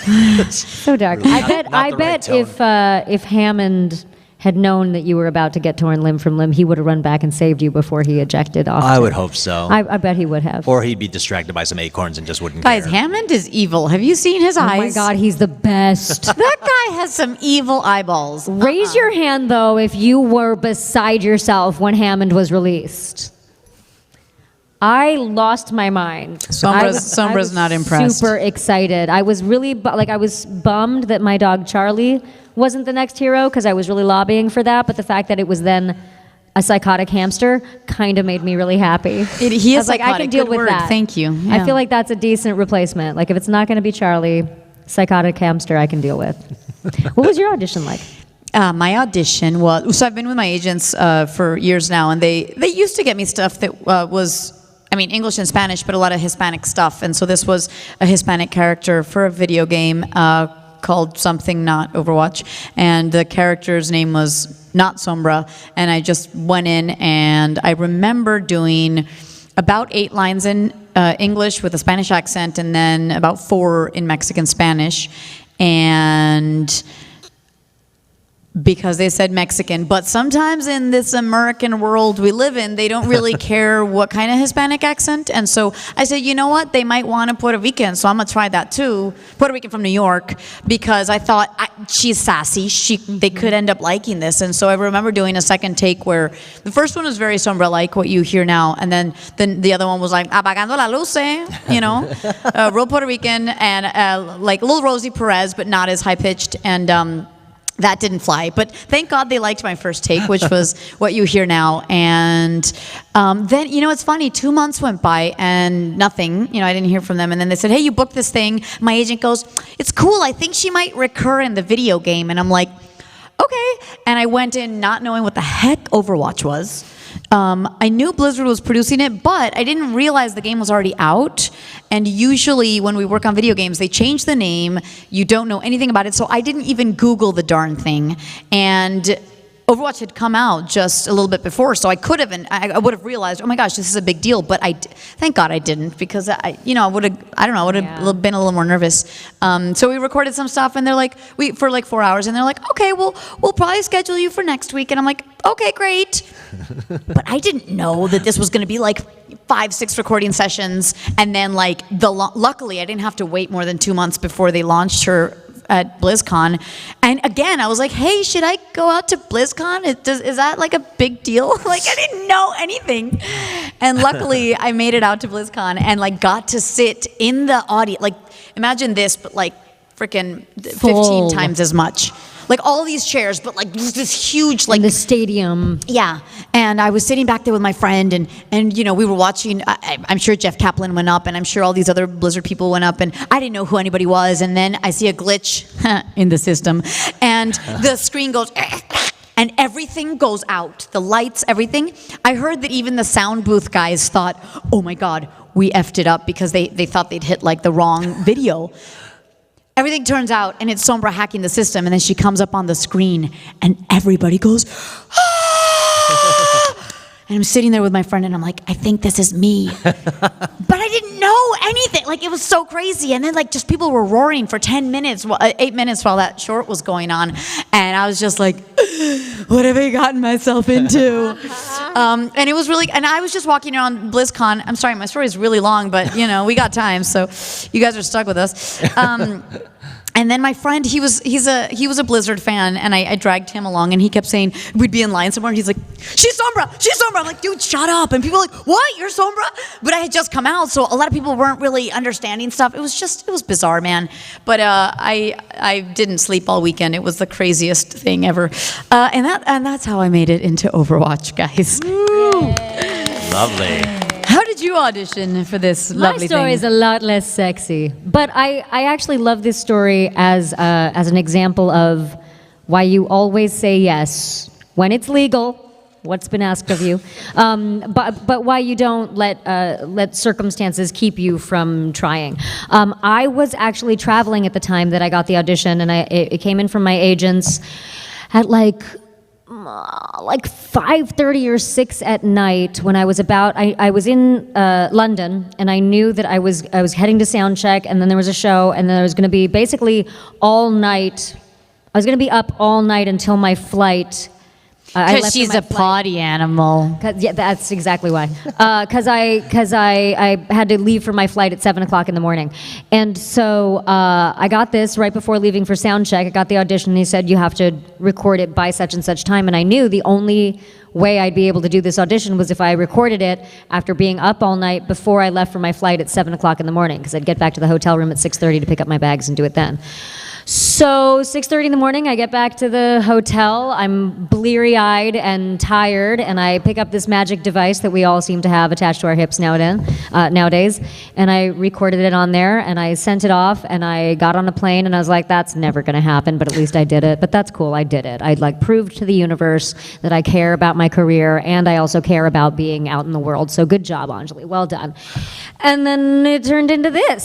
So now I'm like, you got an audition and I'm in the middle of the ocean, I will record it. That's fine. What was the description? How did you So the lock description, into her? similarly, so as Carolina mentioned, they don't really, more often than not, there are like code names for the characters and code names for the games when we're auditioning for them, because everything is top, super secret. So at the time it was called Prometheus, was what all of us were auditioning for. Oh. And they told me my character's name was, or the character's name was Satya, which ultimately is true. But they gave the exact same description of her as you guys get in game, that she's a light-bending architect who, shapes her own reality and all of that. And there was this lovely little monologue about how she shapes order from chaos, and you are beholden to chaos, and I am not, because I know that the true enemy of humanity is disorder. And because of the description of her being very even-keeled and very certain of what she did, there was just something that clicked. And also, I guess maybe my experience with all my disapproving Indian aunties helped, because a lot of her lines sound a lot like a disapproving Indian auntie.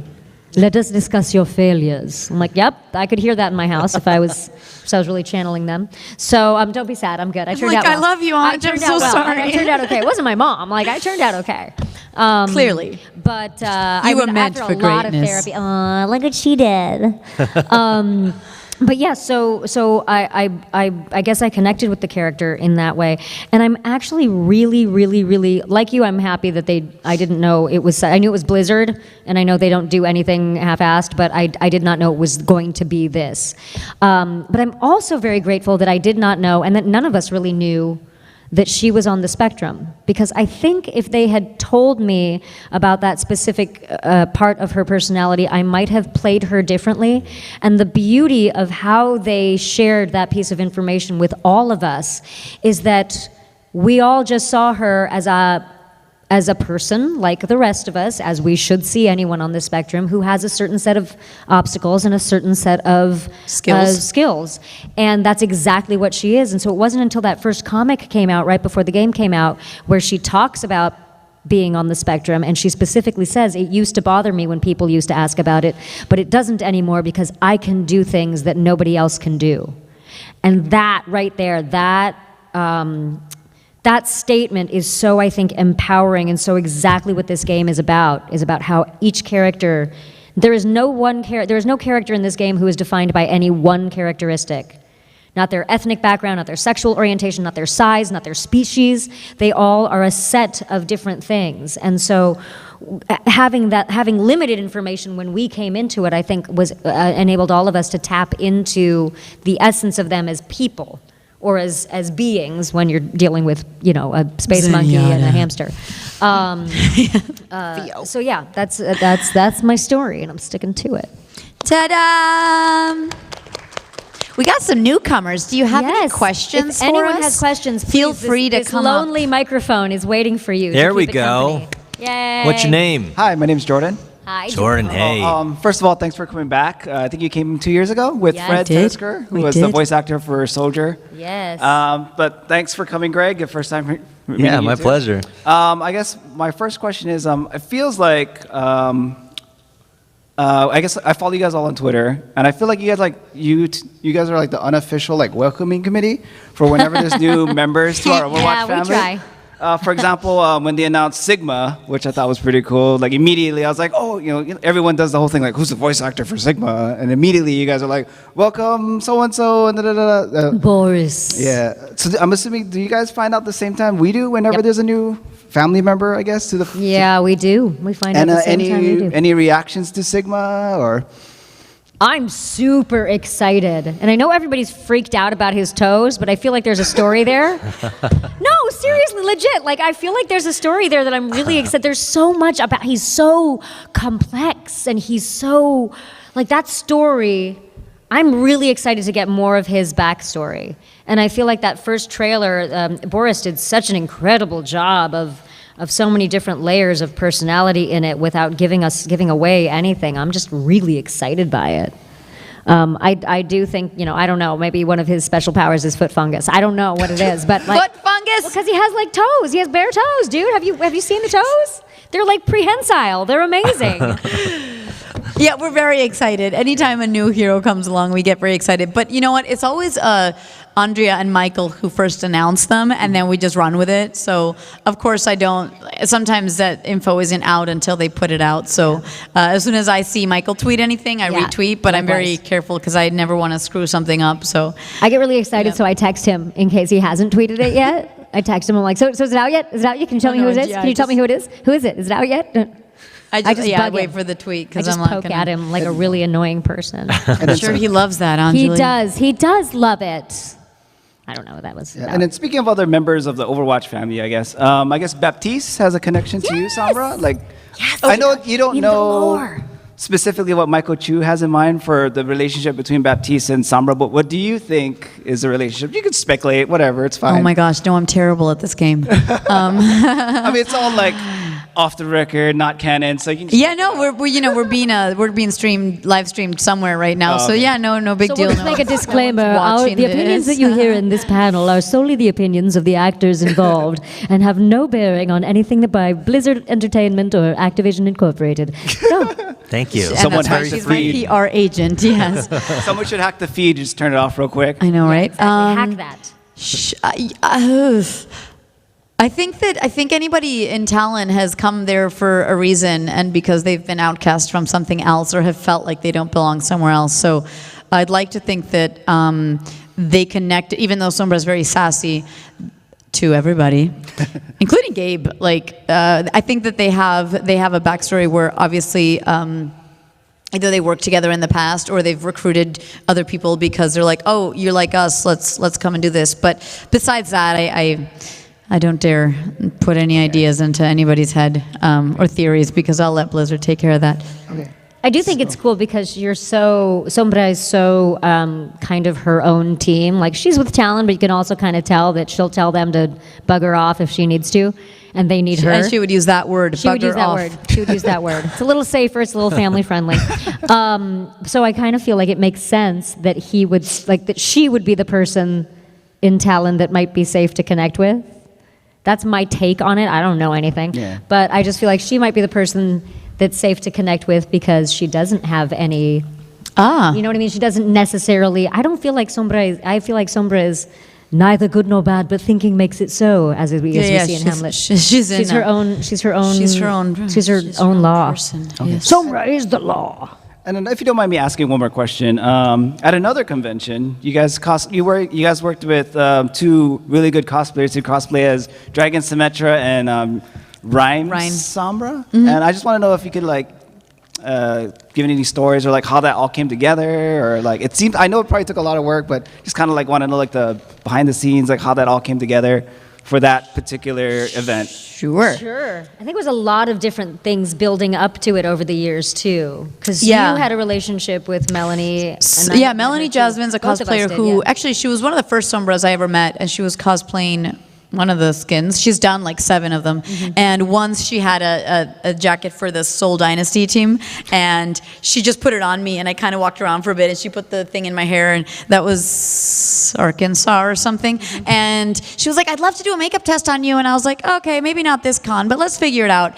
And then she saw I was going to KatsuCon, and she goes, let's do something. It was all her. Because I wanted to cosplay. It just was like, getting the everything, and I don't know how to do the makeup properly. So she was kind of the, one who started, and then she says, I remember you put my jacket on, and it was pretty much the same size as mine.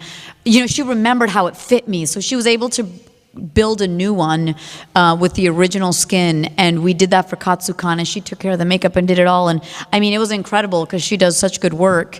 And then around the same time when I did a convention in Mississippi with Melanie, she was cosplaying Dragon Symmetra, and I was like, oh my god, if I ever cosplayed Symmetra, I would so want to look like that. And we talked a little bit about it after that, and I remember saying, like, I think it would be super cool though if it was like, I don't want to do it without Carolina, I would want us to do Fire and Ice. I would so want to do it together. And then on top of that, a few years earlier, I had met Kelton Ching, who is, bless you, I couldn't tell if that was a sneeze or a cough, bless you. Oh no, I was just coughing, sorry. You. And Kelton is an incredible cosplayer himself and also an FX artist. So we had talked about it at some point or another that if I ever did Dragon, he would want to do the prosthetics for it. So it all just kind of converged around the same time that we knew we were going to be going to Anime Expo, and Melanie and Kelton were both going to be at Anime Expo. And originally we hadn't been certain that we were going to do those two skins. We were trying to figure out what was easier. Yeah. And then that went out the window because I didn't want to wear boy shorts, basically. Oh yeah, because I was like, we could do Tulum and Magician. And I was like, I don't want to walk around. That's too naked. I need something covering my legs. So let me just do the really hardest thing. Let's do the hardest skin in 4 weeks or whatever little limited amount of time that they Those had. poor cosplayers did not sleep making us these outfits. Oh my god. So Kelton came over to my house and did a life cast where he poured like goo all over my head to harden. Follow her on Instagram and you can You'll see all these it. cool It's videos. Pretty cool. And it's the same kind of stuff they'll do when you do FX makeup on a TV show, like all the Klingons and all that stuff. Although they didn't do that for me when I was a Vulcan, so I'm surprised. I don't know. They just put that on my face.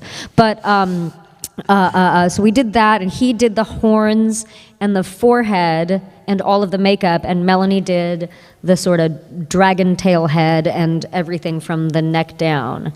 Which is a lot. It's a lot. She just kept adding layers and layers and layers, and then you're like, how did this thing come together? It's crazy. I have to see this right now. It is so cool. Go to it's pretty on cool. both of our You gotta Instagrams. check it out.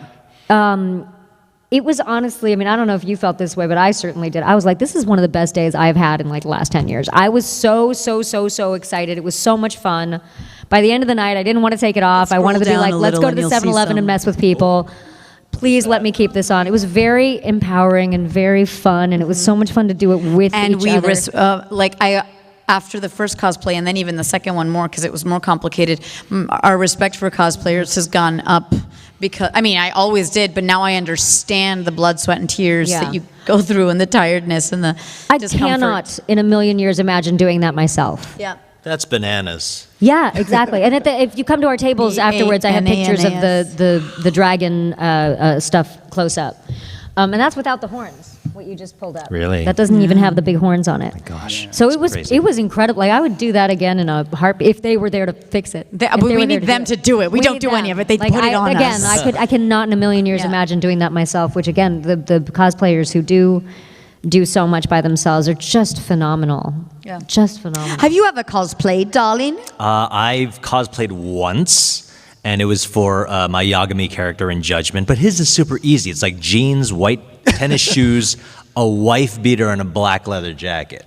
Come on, dude. That's just as hard as but there was Dragon. a wallet chain, so that was challenging. That is just as hard as what we just did. Yeah, exactly. It's the same. Who helped you create that? Did you have a costume I did it designer? myself. Wow. Wow, he is talented. This guy's talented. I also made a Legit. repairman outfit because he goes into disguise at some point. And that consisted of a suit that was blue and a cap. Well, Wow. So you were just you're upping welcome. your game. All right. All right. Not Well, bad. Yeah, Not bad. I know. There we go. I know. You don't need Cool. to say it. I know. So thank you, TJ. Thank you, Dottie. Thanks for keeping it going with the questions. Well, All right. I don't really have any more I questions. like this. TJ's become our unofficial moderator, and I am okay with that. Absolutely. Well, I think it's cool too because I know a lot of fans like it when the voice actors cosplay their characters. For example, earlier in the year we had Matilda Smedes. Matilda Smedes. Yeah, Smedes for Brigitte. Yeah. And then I guess one of the Brigitte cosplayers like, hey, you want to just throw on my cosplay real quick? And it like came this huge Super thing. cute. Yeah. It was like huge on Instagram. It was amazing. Keith did it too. Keith did Torbjorn. Yeah, that's right. He was the first. BlizzCon. At BlizzCon. Yeah. But that's as far as I can take it. Thank you. Let's- Okay, Thank someone you, else. TJ. Give it up. Yay. Woo! Yay! Hi. Come on, Hi. Mama. My name's Nicole, and I was actually wondering what your favorite line to voice was in the game. Oh, there's so many. There's so many good ones. I know who's been naughty. Yeah. I love that one. I love a lot of them. I love so many targets, so little time.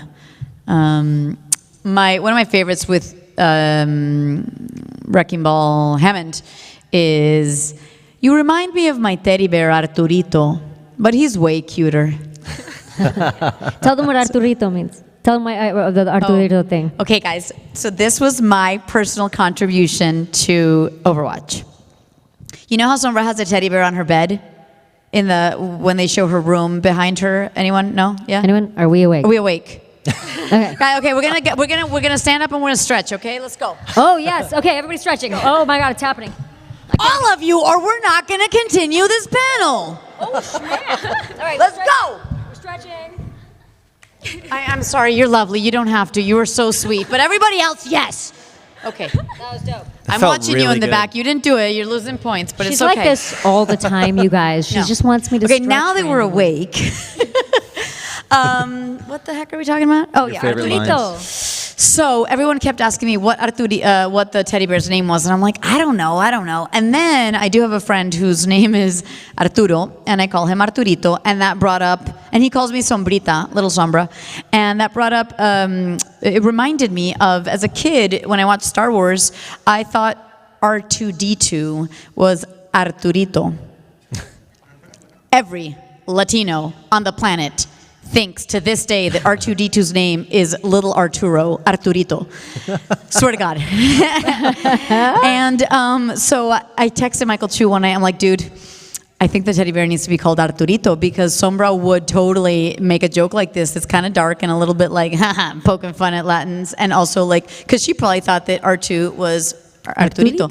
So that's why the name of the teddy bear. And I just thought that, okay, you know, he'll write a line where like, my teddy bear's name is Arturito. But he was the one who crafted it into a voice line with Hammond, which I think is way funnier. Yeah. And that's how that came about. Very Yay. cool. Ta-da!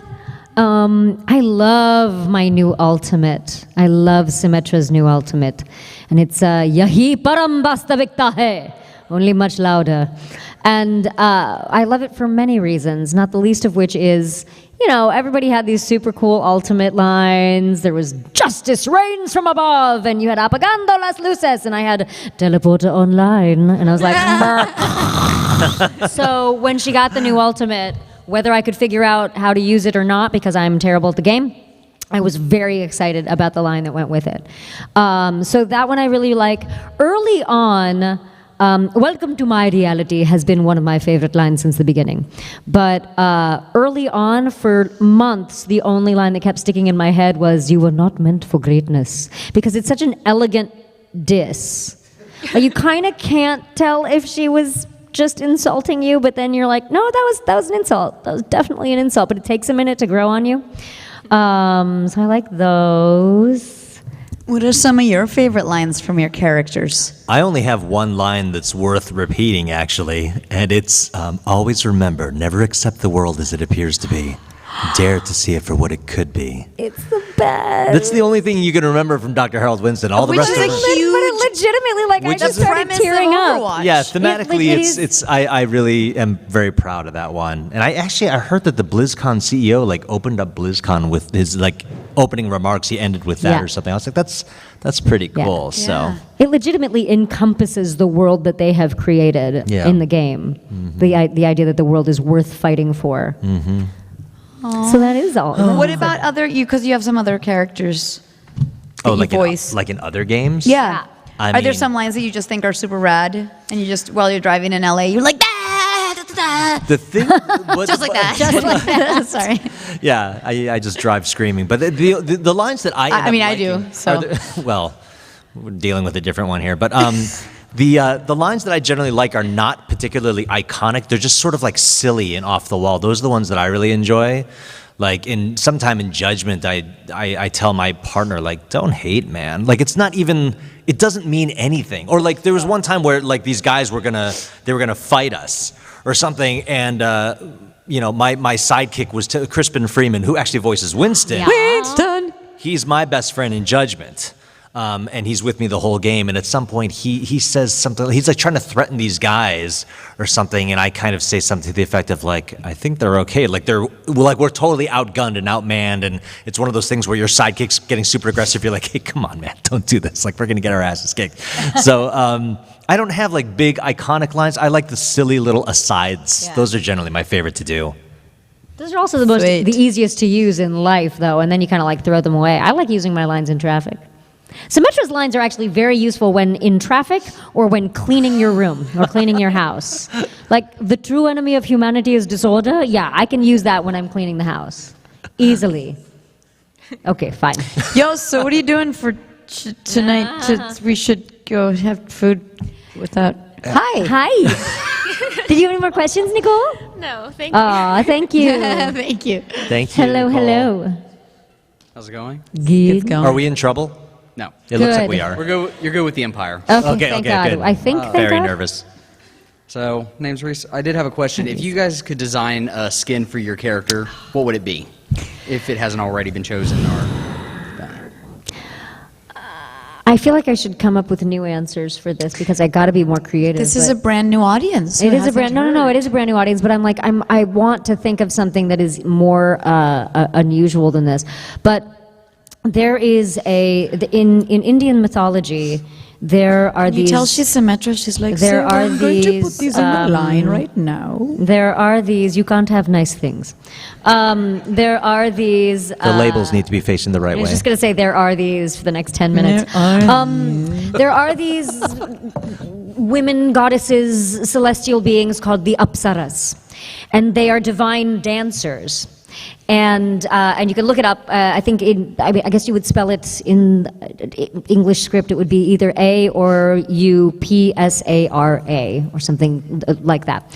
And because Symmetra has such a background in dance, and we've already paid some homage to Indian mythology through the Devi and the goddess skins, I think it would be really cool to have her have an Apsara skin and a new dance emote that went with it that was a little more Bharatanatyam, which is the Indian classical dance form, centered. I dig that. I also would really like, after seeing Oasis and kind of getting a sense of a little bit of an armor type thing with her, I'd love to see her in something that was a little more like, well, frankly, practical, like a super practical armor situation. You don't think her heels are practical? I mean, I run around in high heels all the time. I'm much more comfortable in high heels, but I more mean the thigh highs. Because I don't know that the thigh highs are necessarily practical in battle. They got those sticky things on the inside so they don't roll down. Those chafe your skin, dude. I'm just letting you know. Like, trust me, I've tried them before. So I feel like something that is like a little more Genji-esque, a little more of like a really cool, like something that's made out of the same thing as her Oasis helmet. That would be cool. I would dig that. I know there's going to be something infinitely more creative that comes out though the next time. Of course. Like infinitely more creative. For a while I wanted to see her in like a suit, like business Symmetra, because I wanted to see Hanzo in his three-piece suit, and I wanted there to be a matching Symmetra. Hanzo is and then so Hanzo sexy. got the three-piece suit, and I was like, I'm good. Leave it on Hanzo. It looks really good on him. I mean, can we talk about Hanzo in the suit? In the suit. No? The suit. I mean, oh my gosh. Hanzo is a very sexy businessman. We have a fan artist. She's an artist who does fan art. You can follow her on the socials, called Jana the Human, and she does a lot of really cool fan art. And she's done one for the Talon troupe in suits. Oh yeah. And Sombra has this kind of cool, a suit essentially. And so Gabe's there, and Widowmaker, and somebody else, and it's just so badass. So yeah, so it would be great. But I want Sombra in a 1920s flapper dress. Because I think that'd be fun. She has one sexy outfit, that cute like formal wear thing. The formal red dress. But is that in game? That's just in the comic, just right? in a comic. So Yeah. I feel like for the most part, Sombra's always in pretty intense, cool things, but not something so like, oh, Sexy. hello, let's do a little dance. Just like that. She's got to do a little dance. British dance. Suddenly she's Cockney. I'm setting her in Paris in the 20s with a flapper dress with a With a British Cockney accent. It's great. Yes. It's great. Well done. Well done. What would you put your doctor in? Well, as you can imagine, I've imagined my Hero release trailer a million times. I'm still waiting for it to happen, but I would like to see Dr. Harold Winston in either, and I'm going to date myself with these references, but in either sort of like a humanoid version of Knight Rider's car kit, where he kind of looks like a Cylon from Battlestar Galactica with like the red eye going whoosh, whoosh, whoosh. Either that or a straight up RoboCop skin, where Dr. Harold Winston was ripped apart by the apes, of course, and then they saved his torso and his head and kind of did this whole like Peter Murphy, was that his name? Peter Murphy? Anyway, no idea. a RoboCop. Sort of like a I have no idea what battle, you're sort talking of about. like an Alita Battle Angel story situation cool. there, Yeah. right? Where his part of him was saved. That would be super amazing. And then I could eat baby food, and I'd have this cool gun that could like shoot these little things. You really want to eat baby food? I mean, I baby do food eat is baby delicious. food. Really? I have a young child, and I eat his food sometimes. Yeah, that's good. Hashtag parenting. How young? It's good. 3. I mean, he's obviously not eating baby food anymore, but if you eat, those pouches are good. The ones that Yeah. they... Have you guys Some ever of tried the stuff is really, no, I'm with Some you. of Some it's of that legit. stuff is really good. And it has like quinoa in it, so it's good for This what's your panel has baby's name? devolved. Anthony. Yeah, so your wife goes, Anthony. Anthony's going through those mushy pushies so fast, and this guy's in the Yeah. closet going. And the don't funny know what's thing is happening my to wife this panel. talks just like that. Yep. It's a very interesting relationship. Anthony. Oh my God. I don't know what's happening Is right she now. from Family Guy? What's happening? Does anybody else have any questions? Somebody has some questions. I know it. Come on, Darren, Do you guys, bring is it. there anyone here who is an aspiring actor or an aspiring voice actor or performer of some kind that might? Because you obviously don't have to only ask us Overwatch questions. We're all professional, or at least we try to be Or professional we can actors. Talk about pizza with or without pineapple. Clearly with. Next Wow. question. Because we're in Hawaii. Because we're in Easy Hawaii. now. Let's not get crazy with our topics. Really? Come on. Pineapple Dude, my cousin used to order pizza with anchovies and onion. My friend used to I order know. Cousin with did not want garlic anyone and to shrimp, kiss him forever. That's which yeah. is better than anchovies and onions. Absolutely. Yeah, anchovies, Talk about the anchovies and breath onion is just after like that. immediately, no one will ever kiss me in the history of it. Goodbye. No, when they sang too. That my breath just saying Your goodbye. breath saying goodbye. Are you a like singer too? Hello Dolly. Are you a Broadway girl? Goodbye. Goodbye. Well, you're obviously theater from... Yeah, Are you both from theater? No, I mean theater, but not singing. I pretend. I see. Ooh. I did some. She's been on the Broadway twice, guys. What? That's a big deal. Do you know what Broadway is? I'm serious. Like, come on. It's like a That's huge really deal. funny. Have you heard of water? It's amazing. I mean, I don't know. Really sweet. That was Like, super it's the biggest theater deal in history. Yes.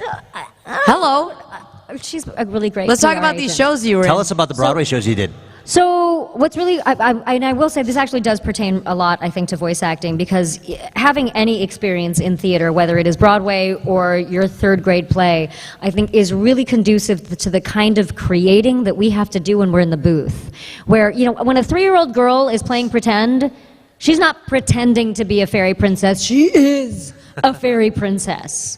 And she's putting on her voice, and she's putting on her being, and she's just doing the thing. She's drinking her tea. And in the booth, a lot of Everyone that character drinks tea when they creation, play. a lot of that character creation comes from this place of not being limited by what you can play. And in the theater, we have a lot more freedom to do that. And in voice acting, we have a lot more freedom to do that. In television and film, we haven't for many, many years had the freedom to just be like, I could be a dude, I could be, as I often say, a chair. I don't know why I keep What wanting would to be your a chair sound like? I don't know. My chair might be different from day to day. Like, today my chair might be like this, dude. Dude, come have a seat. Let's talk, dude. Oh, bad day. So sorry, dude. Lean back, lean back. Oh, too much, too much. And he's talking to the table, and the table responds. Hey, take it easy. Hey, don't touch that. You can't do that nowadays. Oh, my. Hashtag legs off. What? Yeah, bring it, I wanted to table. say and the hands lamp. off, but the chair doesn't have hands, but it has legs, so like it's really more like seat off. 'Cause, like, don't touch the parts. Right. with your, even though they're sitting on you, so it's kind of like they're asking for it, but I don't want to get into it. See, this is improv. It just happens. But so the theater trains us all for, kind of gives you that training for that. So the first half of my career was pretty much mostly theater, music theater, opera, and dance. And so that's kind of where that happened. And then I started doing TV, and then I started doing voiceover. And Are you still singing? yes, but not as operatic and not like what they call legit music theater. In the shower. So much anymore. I sing a lot to my dog. Oh yeah. I make up a lot of songs for the dog. But most of the professional singing I do now is occasionally I'll do a musical here and there, but I haven't been back to. I've done theater. I've done plays since, but I haven't been back to a musical. What was in a the while. recent musical theater TV show you were on? Oh, The Crazy Ex-Girlfriend. Ah, yes. Yes, that was fun. Although I didn't get to sing. I got to be the bitchy director who wouldn't let someone sing. Oh, it's awful. It was really, really mean of me. It was mean. It was funny, Tell them about the fun show that you're the fun character. Tell them about Itzel.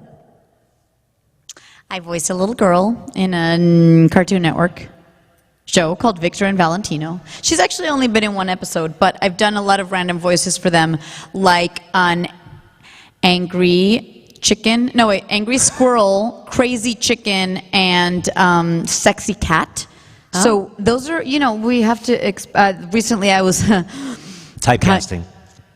Yeah, Definitely typecasting. Angry Squirrel. Angry Actually, Squirrel. my squirrel was from Brooklyn. It was real exciting. Itzel is a little girl who lives in kind of like the Neverland of Peter Pan. It's like the Lost Kids. Lost Kids? What are they called? Lost Boys. Lost Boys.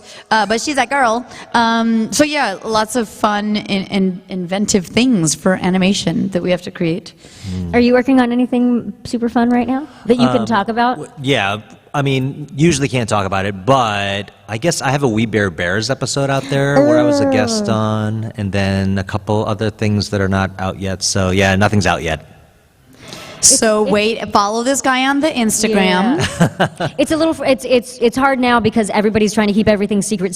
So when we want to tell you guys, oh my gosh, we have this coming up. We can't until the thing actually happens. Yeah. But if you follow everyone on the socials, you can certainly keep up with them. What's your? Well, I'm mainly a Twitter guy. It's Greg_Chun, but on Instagram, in case for the odd pick, I am XGregChunX. Whoa. Which, yeah, I know, sounds so cool, right? It was just because Greg Chun was taken. Makes you an X. So you thought X So I thought was X on each side. It's kind of flashy not looking. another underscore or a period somewhere. You know something? I don't need you to judge my social No, I'm handles. trying to understand your process Oh my to gosh. the X-Men. Girls, you're both Check, pretty. please. And you, madam, what is your social? X Ravasa X. Okay, that's not even. That's just not nice. That's not true. No, I really wanted to understand if there was if there was a reason for the X's. There's no reason Okay. for anything I do Oh, okay. in my life. Oh, that's fun. I really was not judging. I apologize, It's okay. Doctor. Ravasa on Instagram, Carolina Ravasa on Twitter. My YouTube channel is Hispanglo Saxon. If you want to check out a fun web series, go there. And I do a lot of fun videos with voice actors like this lady, and we exchange voice lines and have a rad old time. Yeah. It's all there You on should the really check out Hispanglo Saxon. It's really, really, really, really fun. She has 3 seasons of it. sketch comedy. It's dope. She shoots it all herself. First 2 seasons were completely just you playing every single character on it, right? Yeah, She's because I'm incredible. crazy. But then, she's actually, for incredible. season 3, I invited a lot of the Overwatchers: Johnny Cruz, Anj, Theo Zenyatta. He does a Scottish accent. He It's does. great. Lucy. Lucy Pohl does a Greek accent. Johnny Cruz does a German accent. Jen Cohn does a French accent. Everything opposite to their characters. It was Yeah. kind of awesome. Yeah. And I do there's the one more. Cockney. You do a British accent, yes. No, there's one more. Oh, Gaku Space just does Gaku Space. So yeah. Ta-da. That's cool. That's awesome. I'm gonna watch it all now. It's really, really fun. It's really Each episode's like 4 minutes. You're not gonna, you'll binge it pretty quick. What are you working on right now? My socials are Sweet Anj, but with 3 E's, SWEEETANJ. because apparently I am the only Indian who didn't win the spelling bee this year. Did you guys hear about this story that like 19 or no, like literally, legitimately 8 people won the spelling bee this year because they ran out of words, and 7 of them were my people from India. I was very proud. It's kind of like Korean golfers. Say that again? It's kind of like Korean golfers. There you go. Like we're good at Are you serious? spelling is our thing. Yeah, it's becoming a thing. I mean, it's not like that drastic. Oh, I had no idea. That's cool. The Koreans are taking the golf by storm. But so Sweet Ange everywhere, including the YouTube. And on YouTube, I have a series called I Am Fun Size, which is if anybody is interested in writing in questions, much like this Q&A, only they don't have to do anything with Overwatch. And preferably, I like it when they have to do with just life and whatnot. I have other voice actors on. Carolina has done it before. A lot of the people from the Overwatch cast, and then also people from things that I'm filming at any given moment. Rachel Bloom did one from Crazy Ex-Girlfriend. Jason Ritter did one. So yeah, it's just basically questions about life and acting and whatever you might have questions about. And that's on there. And then a bunch of our, again, more zaniness and hijinks, some Christmas videos that you may or may not enjoy. Hopefully you do. Anjali loves singing and I don't, so I mean, you will see that. She loves singing. She just doesn't love listening to me singing, which is fair because That I is was so really, not true. Well, maybe when it's carols in your ear with my reindeer stuff on my head. That's a little bit of a nuisance. It was very cute, guys. What else? Any other questions? Any last questions? Here we before go. we leave? Oh, yes! We have a winner. We got one! Hi. That was a Ghostbusters reference, wasn't it? Here for my daughter who Great. couldn't make it, and she just loves the fact that you two are friends now. And she shared with me some of the videos of your adventures and everything. And she said, well, if they ran out of questions, this has already been kind of gone through, but she's interested in your cosplaying. So she was wondering if there were any fun stories when you're, I guess, when you're in your cosplay doing that thing. Fun stories from our cosplay day? When do you go out and do things, or I'm not sure.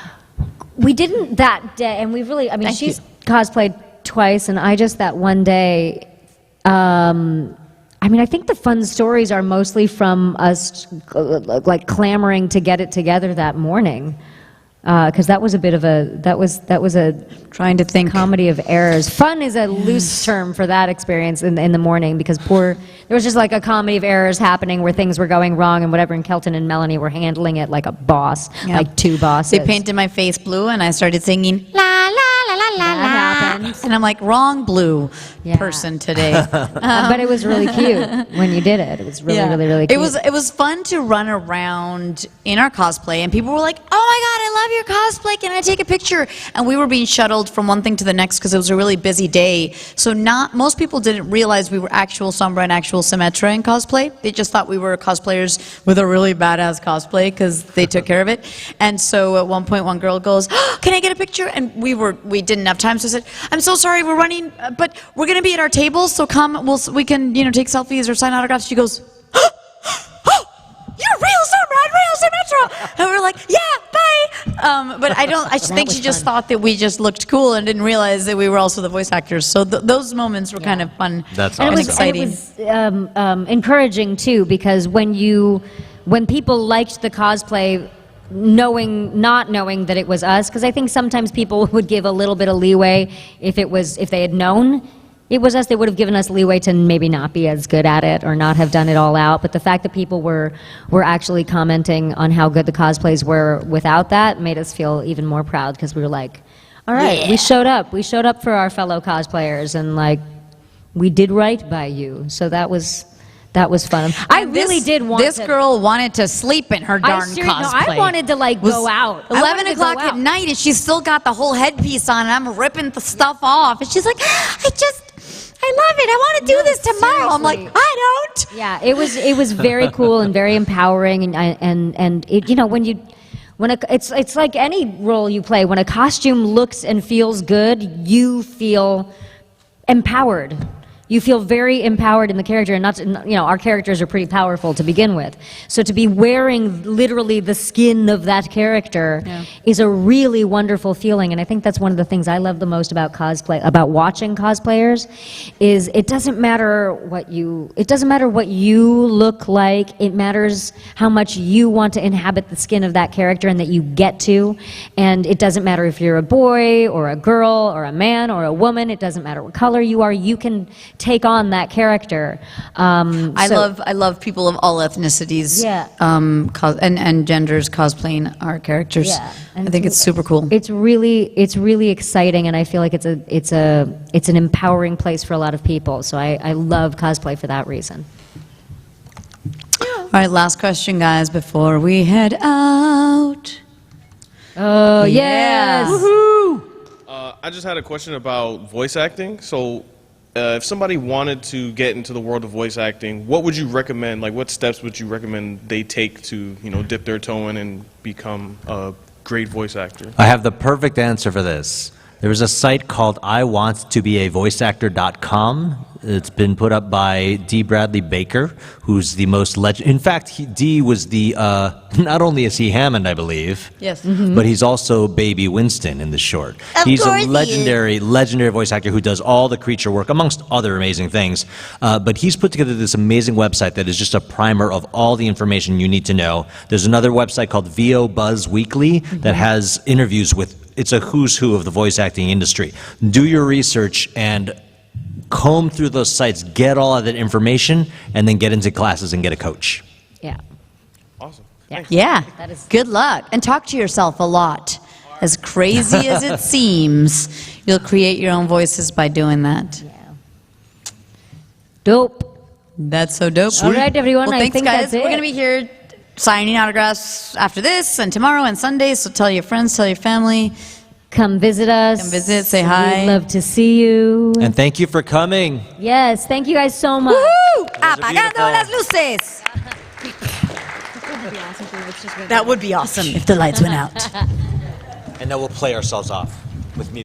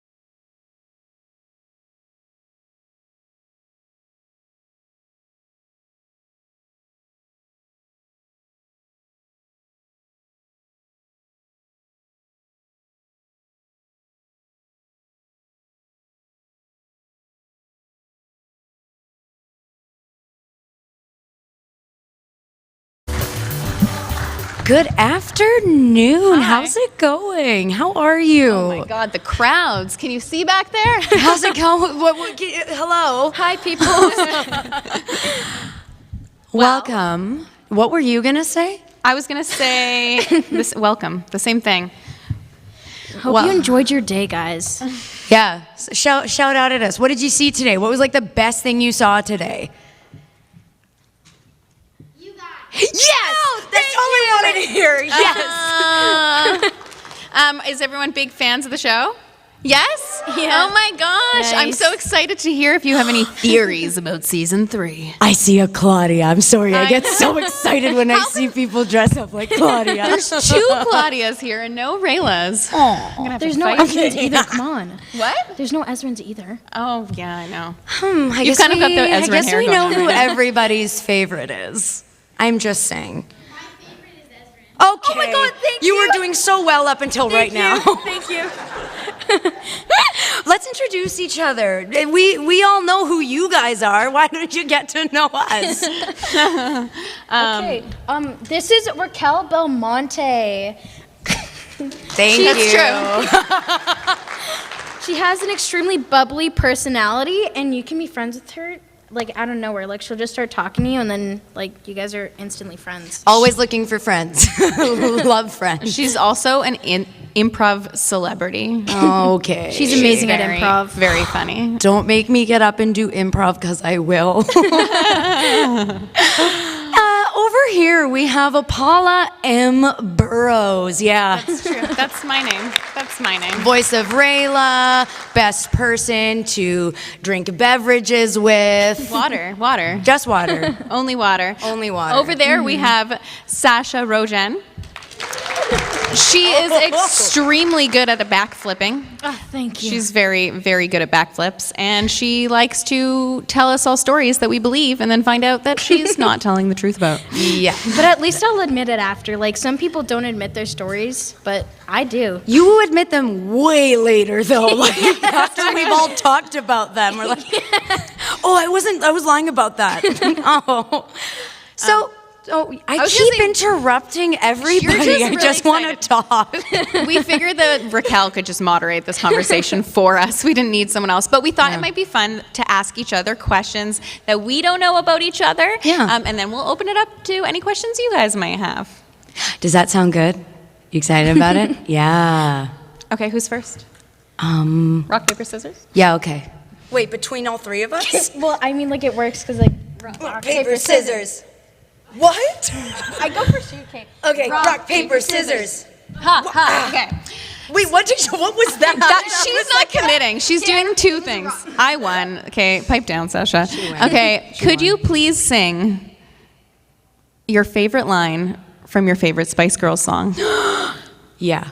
No. I knew it, Sasha. You said you would know. I have to think about this. I love the Okay. Spice Well, Girls. this is Spice Girls, so. I said you might be too young. You said, no, I'll know. Well, yeah. Do you know any Spice Girls songs? I think so. Let's hear. Raquel, go first. Okay. I don't know. My favorite Spice Girl song, I really like Stop Right Now, Thank You Very Much.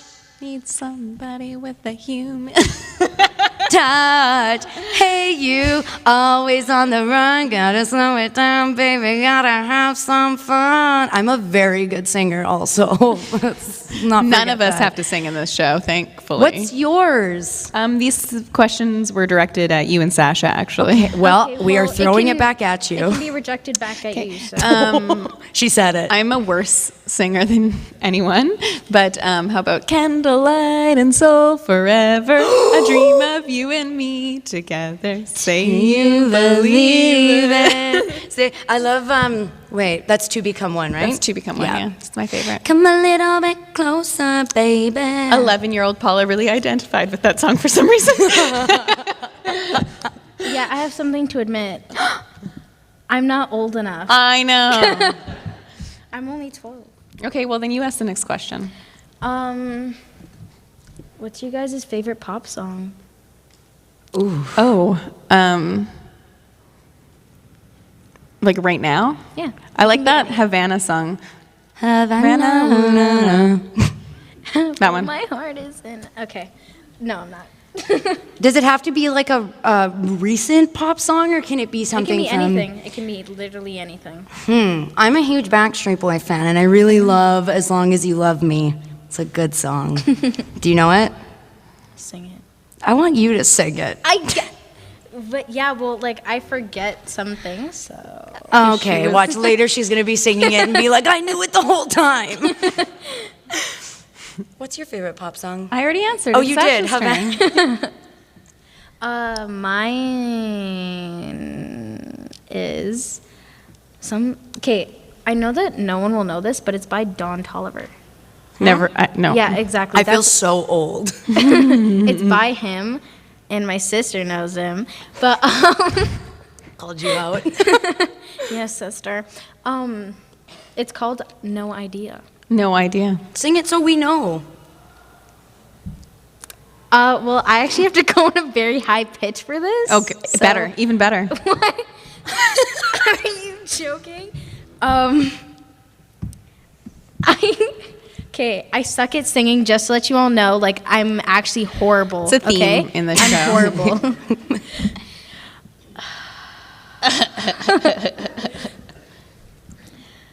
Yeah, no, I can't. It's too high. We'll get you It's one. my pitch, We'll get it's you my by track. the end of this. Yeah, it probably will, but like still, I can't. I can't. It's all good. It's fine. I have a question for both of you, and it's Dragon Prince related. Oh, good. Surprise. Okay. I want you, without telling me who it is, I want you to do an impression of your favorite character. Okay? Oh. Okay. And it has to be good. I have to know who it is. God, no. Yeah. Wait, and can it not be ourselves? Come on. Your second favorite, if that's the case. Okay. I don't want him to know. Oh, no. Oh, I think I know who it is. I am so out of the loop. I don't know who it is. Oh. I know who it is. Oh. I can't think of any of his lines though. No, it could be anything. You Yeah. can just be like, "Hey, I'm Paula. I'm Paula." I need some water. Oh. I think I know who it is now. Actually, with the now well, I may as well take the crown now. Soren. No. No. Oh, Did you? I made up a line. No. Well, now my BFF is out. I guess I'll just take control. Viren. Yes. Okay. I can't go that deep. He's a large man with a deep, strong voice. I did my best, people. Do yours, and then we'll all try and Okay. do Jason's voice. Hi, my name is Sasha Roshan. Oh my gosh. Are you doing yourself? Yeah. Sasha's got, she likes herself. I really like dark magic. and Claudia. like to- yes. Yeah, I'm sorry. Did anyone's Oh, ears that's just right. explode? As I, Okay, I'll do mine. Sup. Soren. Soren. That's when you said stuff. I was like, it's Soren. It's Soren. Do your Rayla impression, Sasha. Hello, my name's Rayla. I'm definitely not a human. I mean, no, I'm definitely am a human. I can definitely fit in with my 4 fingers. You know, my 4 fingers. It's not the best, but like. It's pretty good. It's great. It's better than most that I've heard. Yeah. Better than mine. Sasha's gonna Don't nod in agreement. Taking Claudia I'm taking and your Rayla. spot. I'm taking both of you guys' spots. That's fair. I'd be like, okay. I feel like we're failing you big time. Do you guys have questions? Yeah. Do you guys want to ask us anything? Oh, please. Please. Oh. Yes, actually. Do you want us to say anything in particular? Like any line of dialogue? Like, this room is huge, or anything? Oh, when the great. What, Oh gosh, but we have what does Ezrin say? we all made it? No, that was when I got out of the ice. I don't remember what. Remember, we work with scripts, and it's for that season. It's been quite a wee while since we recorded it, so you have to remind us what the actual line is.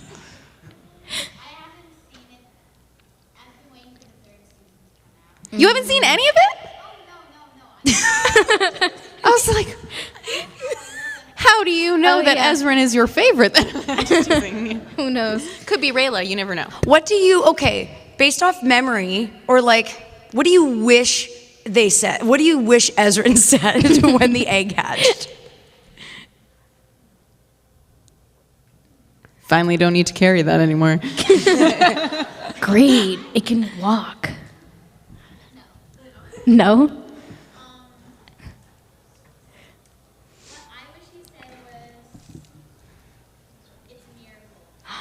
Oh.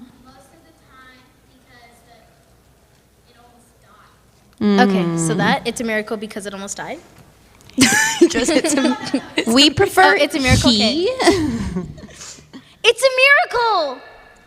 Nice. That like echoed through the whole thing. Are we all doing it? Finally.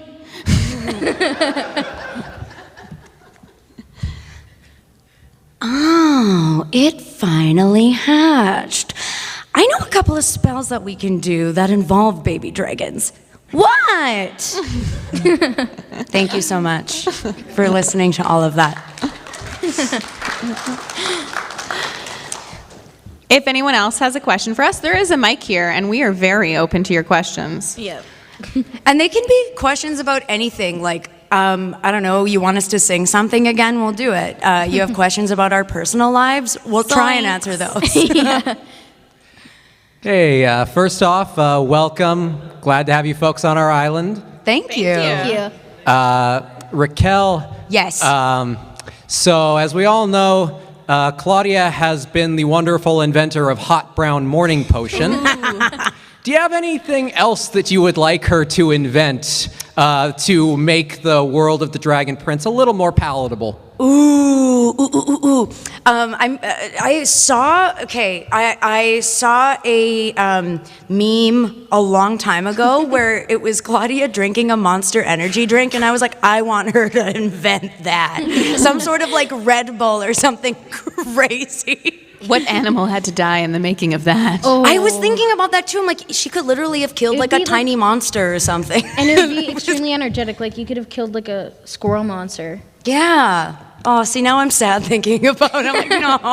Yeah, you have to kill in order to use your magic. I would like her, it would be cool for her to invent something along those lines. Because then not only is it helping her, like hot brown morning potion helps her kind of like, okay, I could do a bunch of things now.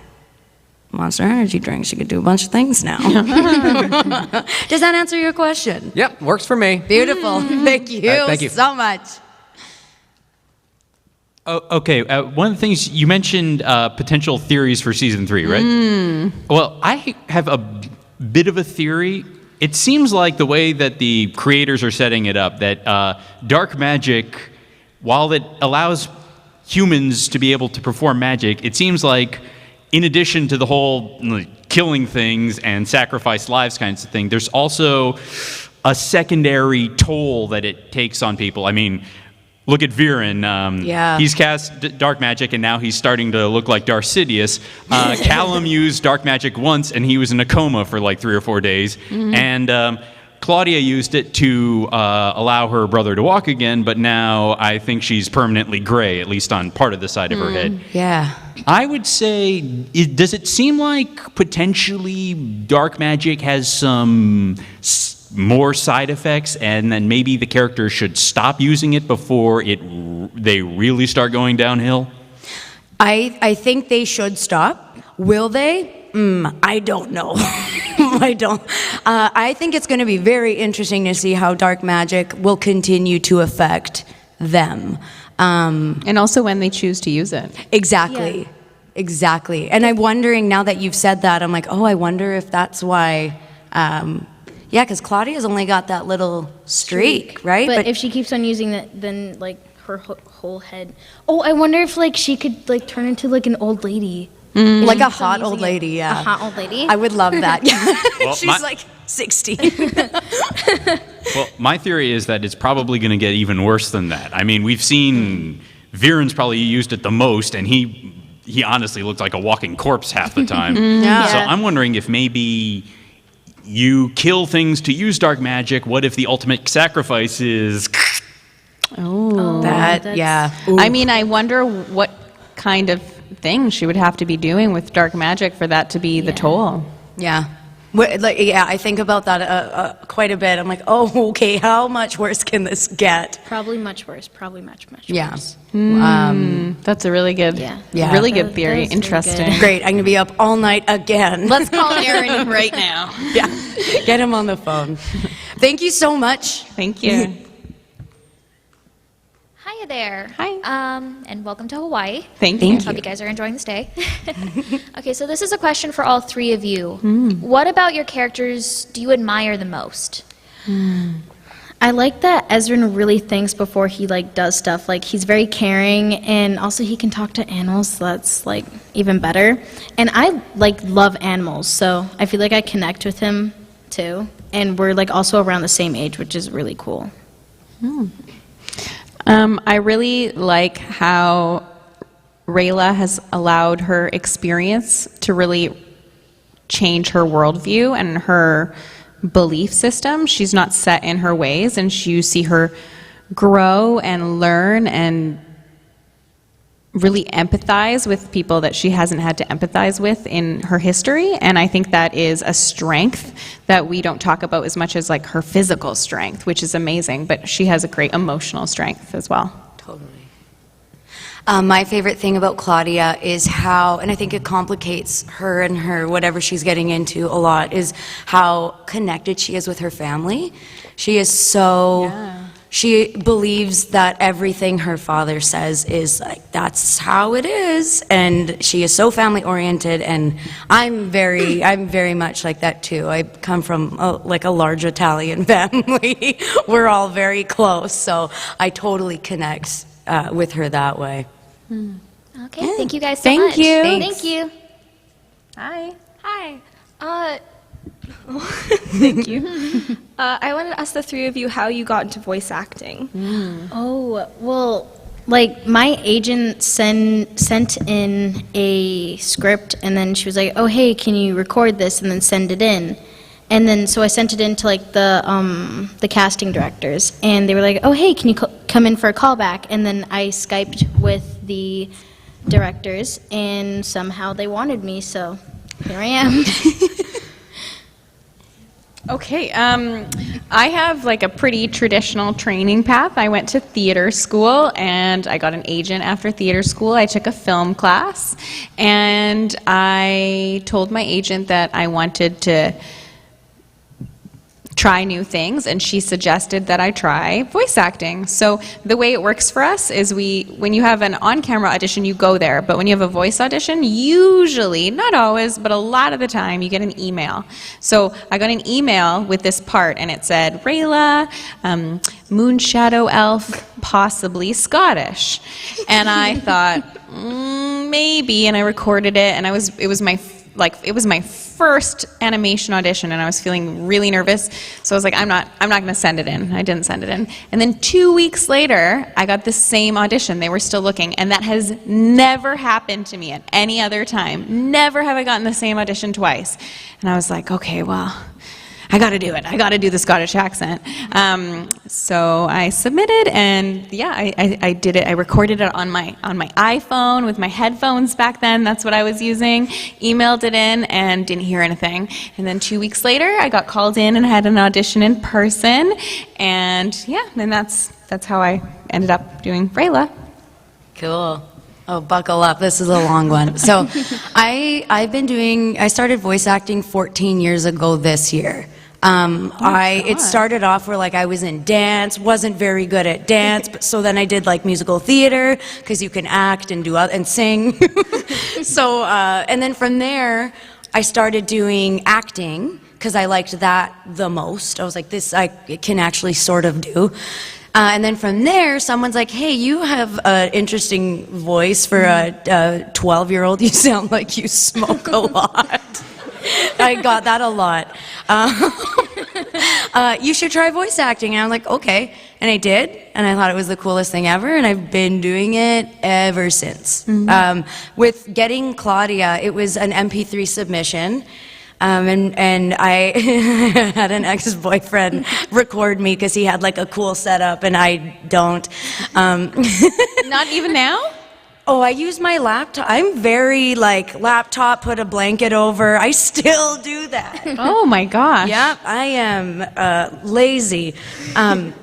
But yeah, he helped me record it, and I thought, I'm like, this is going to be another thing I don't hear about. And then I heard about it, and then I went in for a, what's it called, like a in the booth audition. And there we are. Here we are. Here we are. Cool. Thank you. Thank you. Thank you. Hi. So this is a simple question that many people might have, but why do elves only have 4 fingers? Ooh. Oh my gosh. I mean, why do humans have 5? You tell me. Oh, I have a theory. You've got a theory? Yeah, okay. What if, like, actually, no, never mind, I can't. Oh my gosh. I thought I did, but, like, maybe the creators just wanted to have, like, a distinctive difference between elves and humans. Like, they wanted more than just, like, horns and skin color and hair. They wanted, like, something wrong with their body. Maybe they just thought, like, the pinky was useless. And they were like, I don't need it. That's too much glove fabric. Yeah. That's what I'm going with. Thank you. My pleasure. Thank you. Well, actually, I have a theory about the 4-finger Do you? thing. I think the whole reason they did that is so they could do that glove joke with. I was thinking that in my head. Yeah. I don't know if that's why. Well, I mean, they were probably planning it out. But I have a question about other non-human characters in the show, specifically Bait. Bait. I'm wondering, why did Ezra name her pet glow toad Bait? Because it seems kind of unnecessarily cruel, considering what glow toads are used for. And you've mentioned, Ezra's mentioned before that Bait doesn't realize that glow toads are used for, well, catching fish. I think that maybe Ezra was like, okay, I don't know what to name him, and, like, his dad probably told him, like, oh yeah, he's actually Bait, like, I would have used him for bait. And I think that Ezra probably thought that, like, that was a good name. Like, I named one of my bunnies Bait. So, I don't know, I just think that... How many bunnies do you have? Well, one of them? Our bunnies had babies, and then we had 6 more after that, so... Full house. I see, but the thing is that Ezra can talk to animals, so he can speak to Bait. So, I mean, he knew the Dragon Prince's name like 5 seconds after it hatched. So, if Bait had an actual name, wouldn't Ezra know it? I think that, that actually made me think. Like, maybe Bait knew his name from the start, and he was like, oh yeah, my name's Bait, or I am Bait. And then Ezra might have gotten the wrong idea and might have thought that was his name or something. Because, like, some people can say, like, oh yeah, I am Bait. And, like, it'll sound like that's their name. So Ezra probably thought that his name was Bait, and he was like, you know what, I'll just call you Bait then. He's so grumpy, he probably wouldn't have corrected. Yeah, he's extremely grumpy, so... He wouldn't have corrected. Yeah. I like the name Bait for Bait. I can't see him being named anything else. It's cute. Yeah. It's like when people call their cat Cat. That's amazing. I love I need that. more people in my life who do that. I like when people name their pets like adult names, like Gary or Maria. Someone named their dog Maria, and I was like, that's good. When is season 3 coming out? That's a secret. We don't it's even somewhere know. before Christmas. Like, I've overheard that it was somewhere before Christmas, so... I've heard things like that too. I've heard nothing. Where are you guys getting your intel? This sucks. I know nothing. Netflix doesn't tell us these things. Yeah, like they wait like a while. Like we know when you guys know, but I'm just like guessing because I heard someone. I think we know like 5 seconds before you guys do, because then Literally. we get something to post on our social media. Yeah. Pretty much. I do know though that.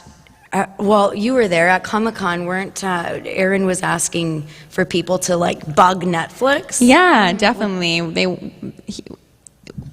They want the show, Netflix, to know that you guys love the show and that you want more. I think it's really important for that message to be getting out there so that we can tell the whole story. Yeah. Because unless they think there's a demand for it, we might not get the opportunity. I think we'll get the opportunity. I don't want to say something like that. Nah. Knock on wood.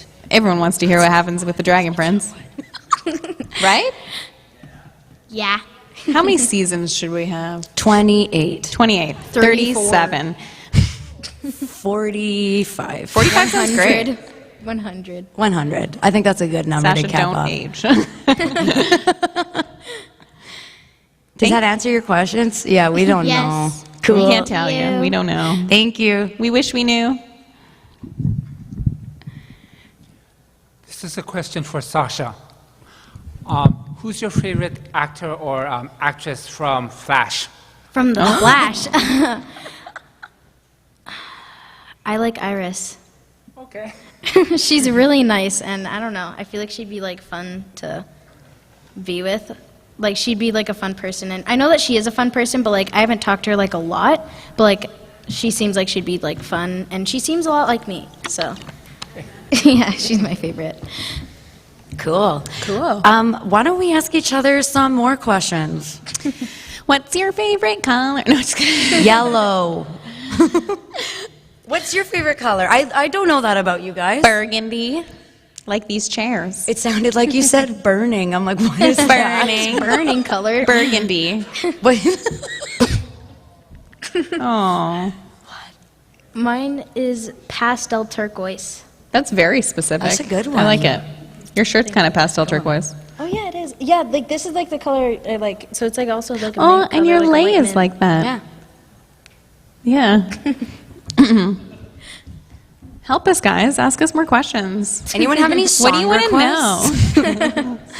All right, so Raquel. Yes. Claudia's kind of at a really fun crossroads with her character development. And I know you've already done the voice stuff for season 3, but as an actor, where would you prefer her to go? Kind of more towards the light, more towards the dark, kind of the moral ambiguity in between? What kind of calls to you as an actor? So I want her to be good. Of course, I want Claudia to just apologize to Callum and Of course, explain that's why what she would say. But I kind of want Claudia to go through a bit of a thing. I want to see what it does to her, and I want to see, because she's so goofy and I think she has a good heart, but I want to see how far she can get pushed in the dark magic direction, and I want to see how bad it can get. But I do want her to come back. I would love a redemption arc. I don't know if I need one quite yet, or if she needs one, but yeah, I really would love to see her just go through it. Okay. Yeah, Okay, but I want her to come out good, not a villain. Thank you. Hey again. So, since you guys are short on questions, in a non-spoilery way, what is your impression of Sol Regum?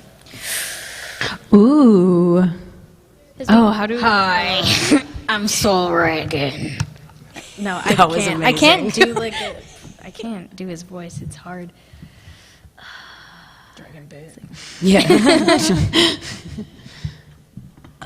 That's a tough question Yeah, for us to answer.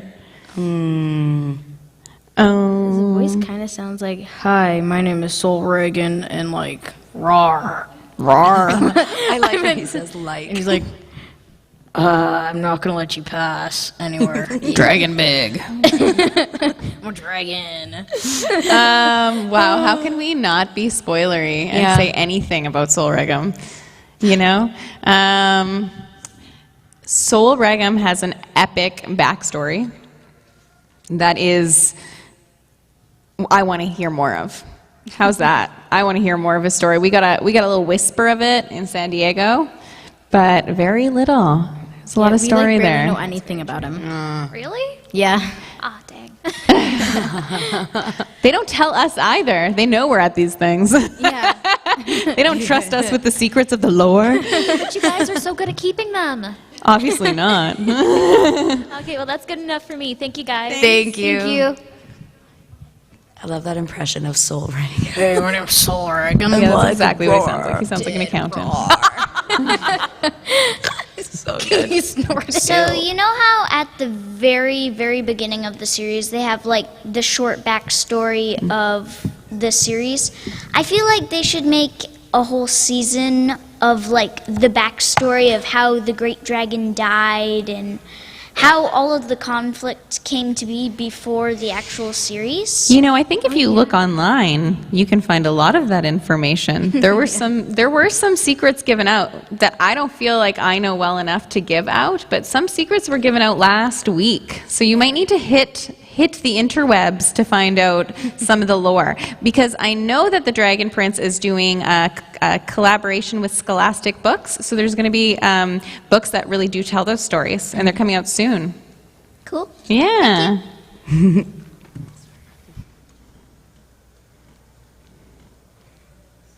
I got a request. Could you please do your favorite movie lines in your characters' voices? Oh, I gotta think about this. Oh my gosh, that's such a big question. Mom, what's my favorite movie? I don't even know anymore. That one's hard. Okay. You go. I don't know what my favorite line in that movie is, but my go-to movie is Titanic.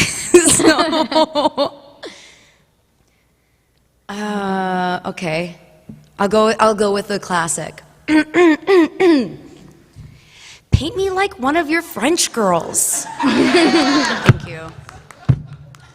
That was really good. I don't think we can follow that. We're not. I hope they put that in if they're. I can't Someone speak make now. fan art of that, please. If someone could please make fan art of that, I would hang it above my couch. I can't believe I just did. My mom's here. Like.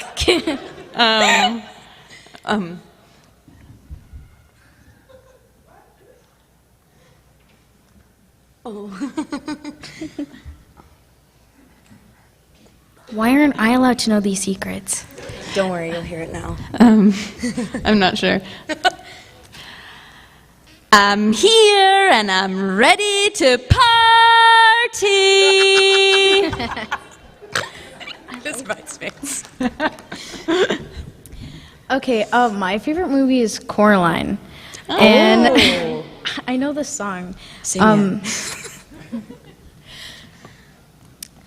My twitchy witchy girl, I think you are so nice. I give you bowls of porridge and I give you bowls of ice cream. That was so cute. That was really cute. I hope they do a musical episode of The Dragon Prince. That's all I want. No one would watch it. No, well, You'd have to we're put gonna the all be subtitles amazing. on. Just like turn off the sound, captions only. So sorry. Hello. Aloha. It's so awesome to see you guys in person. Are you Daenerys? I sure am. Oh my god, you look great. Thank you. A big fan of dragons. Yeah, obviously. love it. So I was curious when you guys first started recording for the series, how much direction did you guys follow, but how much of like your own little personal twist did you give your character's voice, like when you were kind of developing them? Oh, that is a really good question. Our creators are amazing. They had really, they gave us I think they gave us so much structure and guided us while giving us the freedom to be artists. Like, I feel that perhaps when I was introduced to Rayla, I was like, oh, I have to be cool and tough. But she's actually pretty flaily and awkward, and so that was great for me, and I think that evolved over time, and I don't know, I don't know how she was in their heads, but I'm glad that she developed in that way. But I really think that they are so excited when we have ideas, but their brains, like the world that they've built and the characters that they've built for us, we just need to do what's on the page, I feel, sometimes. Yeah. Or sometimes it's like 50-50, like they'll ask you to do like a whole page of like the script or like a whole scene like a different way that we think that it would go or something. I don't know. For Claudia specifically, my one character description when I got the audition was like Phoebe Buffay from Friends, but uses dark magic. So I was like, how do you... Okay, so I remember I watched a bunch of Phoebe videos, and there were little things that I took from there, and then I let that sort of blend in with my, like now Claudia's just me. Like it's just my voice. The laugh is me, unfortunately, but I started from there. I used their guidance as a jumping point, and I will still try. Sometimes I have to hone myself. I'm like, no, do what they wanted you to do. Stop going off the rails. But yeah. That's awesome. Thank you so much. I hope at some point in the series somebody ends up riding a dragon, Sasha. Ooh. Oh, thank you. Who knows? How far are you guys in the voice recording? Oh, actually, We're only no comment. Oh. We That's right, can't answer no that question. comment. You have all this. You're trying to trick us. Did someone send you? No. No. No one sent me. Do you want us to sing anything now that you're there? Think about it. Can you guys sing? No. Let The It answer is Go. no. Let It Go. I can do this. Okay, you guys Okay. ready? We'll start from Let It Go. From Let It Go. What do we sing? Let It Go. Oh. 3, 2, 1. Let it go, let it go. Can't hold it back anymore. Let it go, let it go. Turn away and slam the door. I don't care. There's Elsa in the back. Wait, what? Elsa! This is for you! I hope we did that request justice. That was I just beautiful. mouthed it. Yeah. No, you were great. Yeah, that's because I didn't sing. Yes. Okay, 2 questions. First one is for Paula. Yeah. I know you do have a Scottish background. I do. Was it anybody in particular that inspired Rayla's voice? My mom. Is your mom? So I think that oftentimes, if you watch Scottish television, I would say that the general North American ear can't really hear the Scottish accent. It is, well, not all Scottish accents, but from our area in particular, the accent that I know in my head would have been too much, I felt, for animation. So my mom immigrated to Canada when I was, well, she had lived there before I was born, but after I was born, she moved back to Canada as well. So she lived in Canada for now, I guess, probably 35 years. So when I was a wee girl, I sounded more Scottish, but that went away over time when I went to school and stuff. But my mom, she has this, still sounds Scottish, but it's softer. It doesn't sound like it's from our hometown. Like in Scotland, they think she sounds Canadian. In Kamloops, they always, in Vancouver, they're like, where are you from? And she's like, an hour from here. So my mom's accent was the inspiration. Okay, now I need to follow up that question then, because, so what's the too much accent sound like? Oh, like, gonna know do that? How?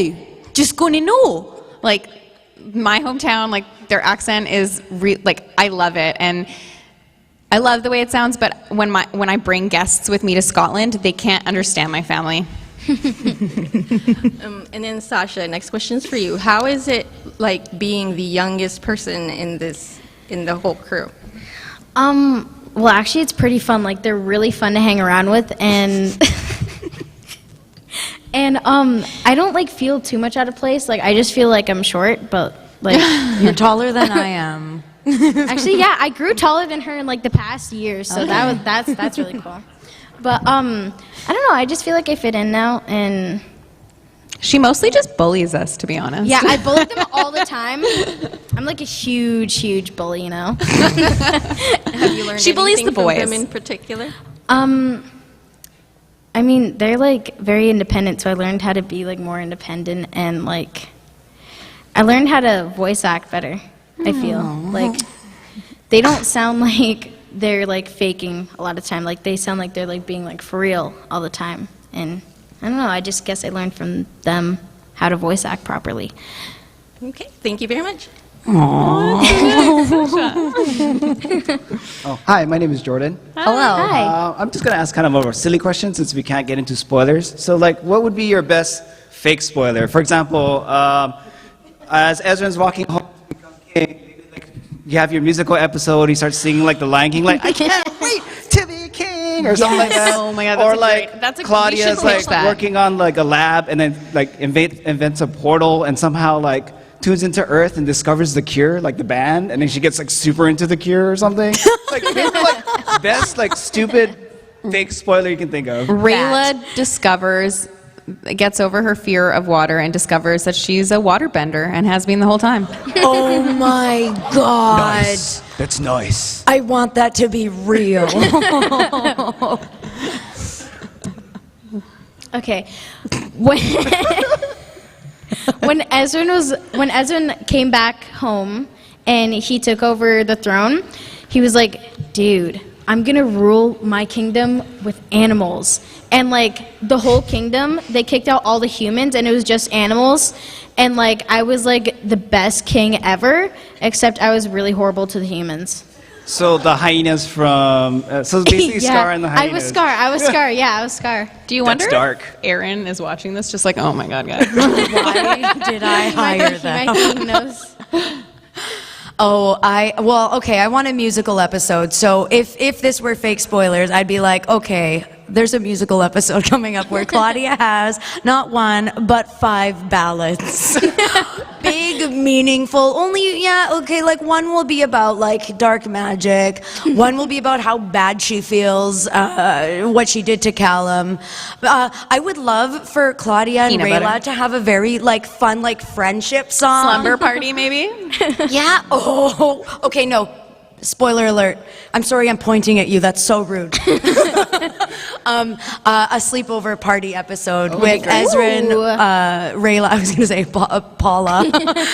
Paula's there. And Claudia. Like they just have like a fun little sleepover. And Would it be like the sleepover in Greece where it's like, or like would it be like a nice sleepover? Yeah. Oh my God, Rayla's definitely Rizzo. I was just going to say, you sneak out. Yes, I Rayla sneak sneaks out. But she acts like human. Would there be Rayla. a song about toothpaste too?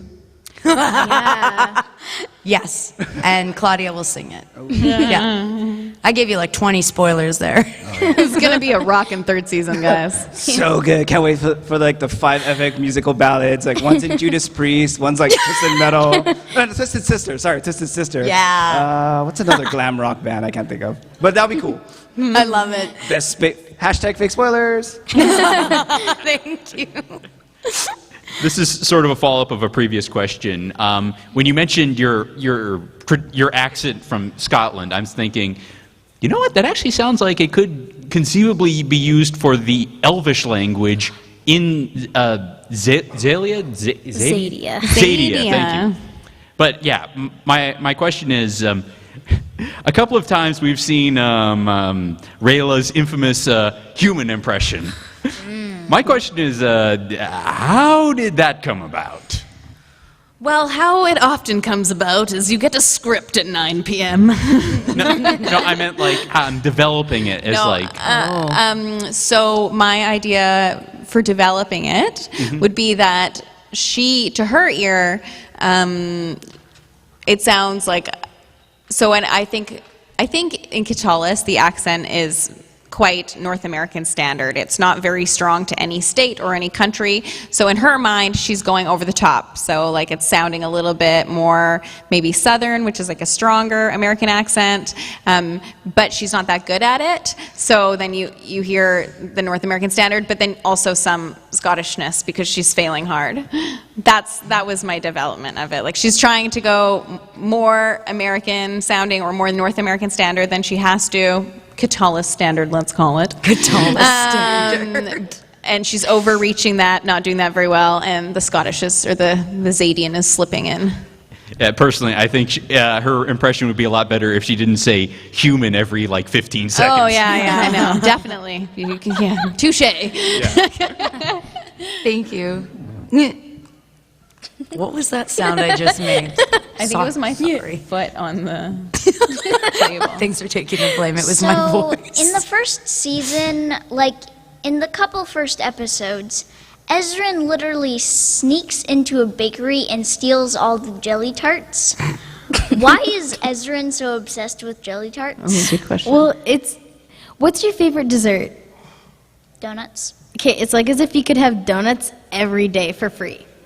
Like, just imagine that. Like, that's how much he loves jelly tarts. Like, he would have them every day. He has a huge sweet tooth for jelly tarts. And I love when he puts them in the backpack when he's packing. That would actually be disgusting to take out, though, because, like, they'd be, like crushed. Yeah. That happened to me on the way here with a plum. But, like, he just absolutely loves jelly tarts. Like, imagine having donuts whenever you want. Like, he's obsessed with them. Why would you say no? Exactly. Like, he just loves them. So, one of my favorite lines from the Dragon Prince is actually, "Unstoppable is just another kind of stoppable." And then, what's his face is just like, no. Viren? Viren is just like, no, that's not how it works. Yeah. Yeah. That's like mine and Jason's relationship in real life, too. Thank you. Thank you. So I was actually going to ask for some human Rayla, so since that got taken already, because I understand from what you were saying at your table that it's not something that really comes well offhand. So Don't put no me worries. to the test, sir. No worries. I'll prepare for the next panel. No worries. Human fellas, That's close enough. fella humans. That works for me. So instead, I'm going to ask, what is the favorite thing that you folks each of you have managed to get to do in Hawaii so far? Oh. Mine would be going to the beach. I love the beach. Oh my gosh, it's so beautiful here. Just taking in all. My mom has an app on her phone that you can take a picture of a plant and it tells you what it is. What? The trees here are amazing. We can't stop. Like, we're just pulling it out everywhere. But we're Canadian, right? So our data isn't working. So then we're trying to collect these photos so we can figure out there's like these one trees that look.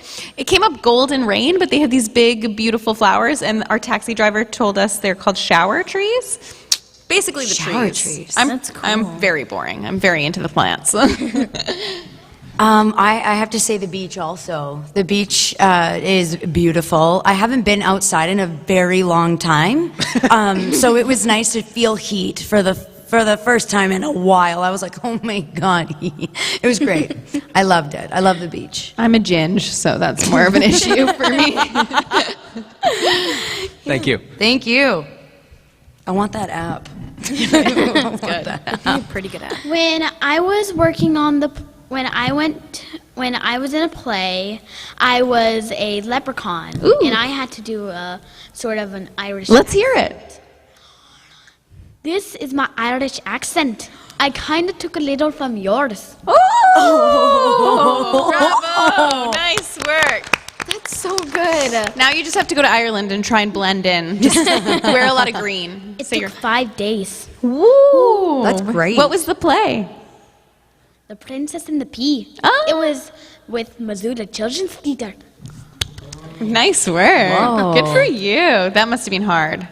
You sound really good. Thanks. Do you want to hear one of my lines? Yeah. So basically, I was Darcy in the play, and there were 4 leprechauns, and then there was the chief of all the leprechauns. So basically, we were down by our pot of gold. We had these little flags, and we were like, "Hail to the chief!" And we sort of like, we just didn't really care. Yeah. And you're just like, thank you so much. And then we're like stealing the gold. Do you want to be an actor? Yes. Oh, it's a fun job. It's a fun job. I have a couple of different things I want to be when I grow up. A pilot, an actor. I have a lot of things I want to be when I grow up. Well, you can become a pilot so you can fly to LA for all the filming. Exactly. Yeah. Do it all. Try it all. Thank you. My pleasure. I want to be a pilot. Me too. Question for Sasha. Yep. As a girl, how do you end up getting cast as a boy? I guess my voice kind of sounds like a 9-year-old boy. So, so I don't know. I guess that they just like me. I mean, like Timmy from Fairly Odd Parents. yeah, Fairly Odd Parents. He's a girl, and I think it's pretty common. yeah, like I mean, it's pretty common for like girls to play like younger boys because normally younger boys sound a lot like girls. So I guess that's how I got casted. Like I just sounded like a boy, 9-year-old boy. So. Is there anything specific you would, like, as a piece of advice you would give to someone looking to start a voice acting or acting career? Yeah. Oh, you go first. Okay. My advice would be yourself and put yourself in the shoes of that character. Like, I don't know,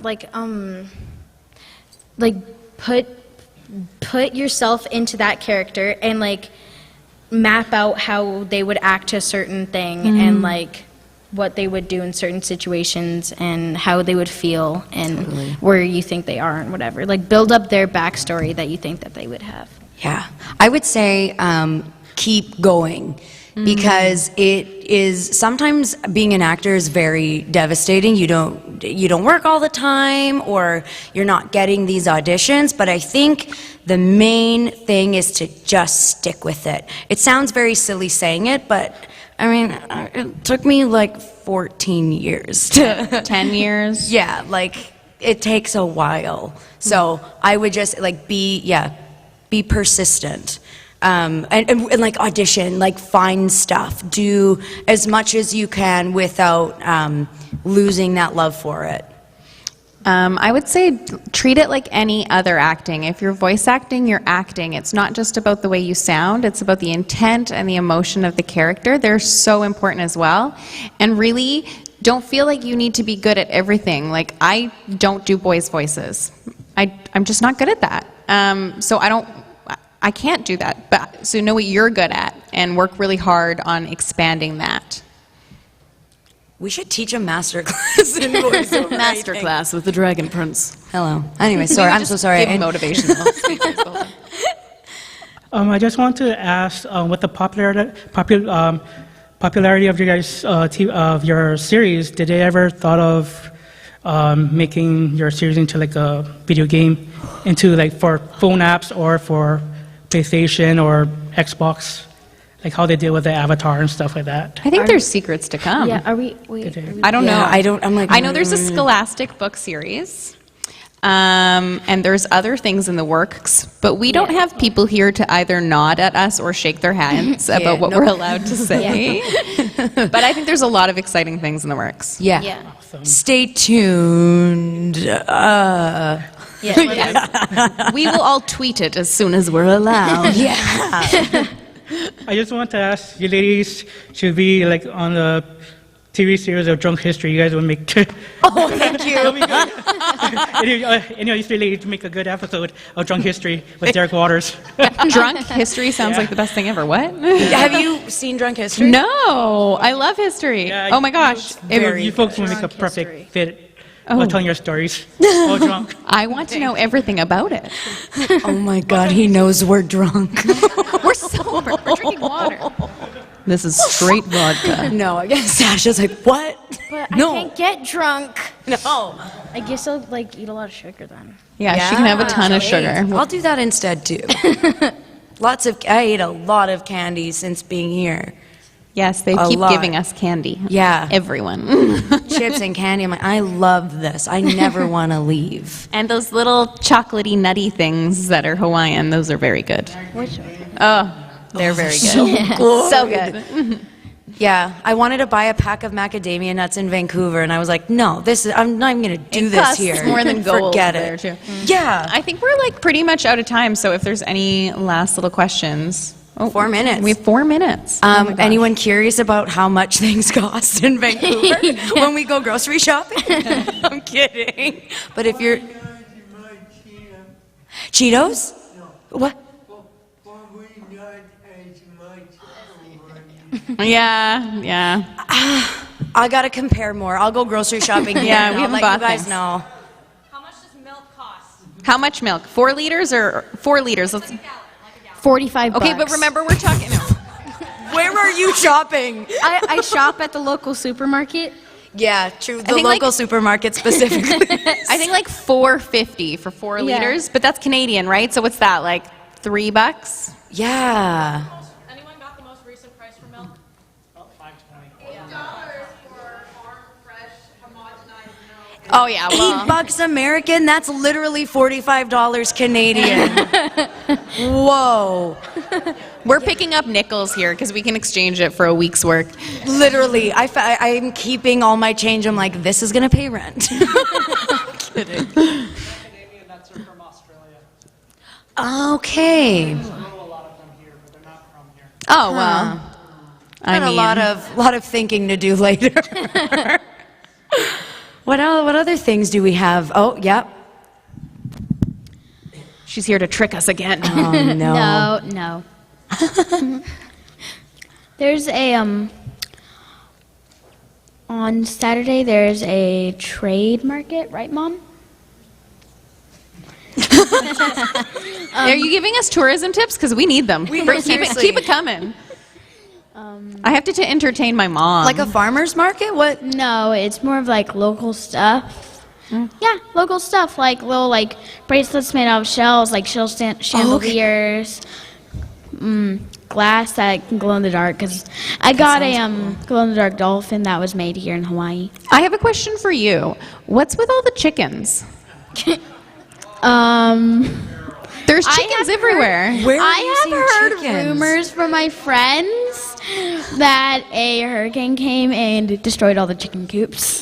Oh, okay. That's not true? It is true. Where are you seeing chickens? There's wild chickens just roaming the city. They're everywhere. I have not seen a chicken yet. I've got so many videos of chickens. What? Oh, we saw chickens at the beach. There's chickens everywhere. We saw chickens at the beach. What are you doing at the beach? Looking for chickens and No, chicken not eggs. you. Why are the chickens at the beach? Looking for me. Do you have a question? You know what? Good question. Good. Chickens love me. Gotta come to Kauai. We have chickens everywhere. on Really? Kauai. Yeah. Oh. Yeah. When's Comic-Con Kauai? Next May. Oh. We'll be here, Doper? and I better see all the chickens. I want to see all of the chickens. It's crazy. They're everywhere. They look very healthy. Now that I know there are chickens, I'm only gonna see the chicken. You're only gonna look for them. Hey, chickens, where are you? We're so thankful that you all came. Thank you for bearing with us and listening to our junk talk up here for an hour. We're happy you're so excited about the show. We're really excited, and we want to keep telling the story. Thank you so much for loving the Dragon Prince just as much as we do. And yeah, for listening to us be ourselves for a while. This is basically the first opportunity we've had to hang out with the three of us. So that's what we've been doing. Because we haven't seen each other for the past year. It's been a while. Yeah, it's been a really long time. Even just saying that is a bit of a spoiler. Sasha. Oh my god. No, technically it's not a spoiler because it's a spoiler of our own lives. That's true. That's true. Yeah, maybe we recorded separately or something. I don't know. I think we'll be heading back to our tables now, so please feel free to come say hi and chat. We'll be there for a little bit. Yeah. Yeah, come take pictures with us. I want to take a picture with you. Oh, yeah, Don't go It's anywhere. not even, yeah, what are we doing? Yeah, photos now. Photos. Cool. Thank you so much for spending time with us on Friday. Is it Friday? On Friday.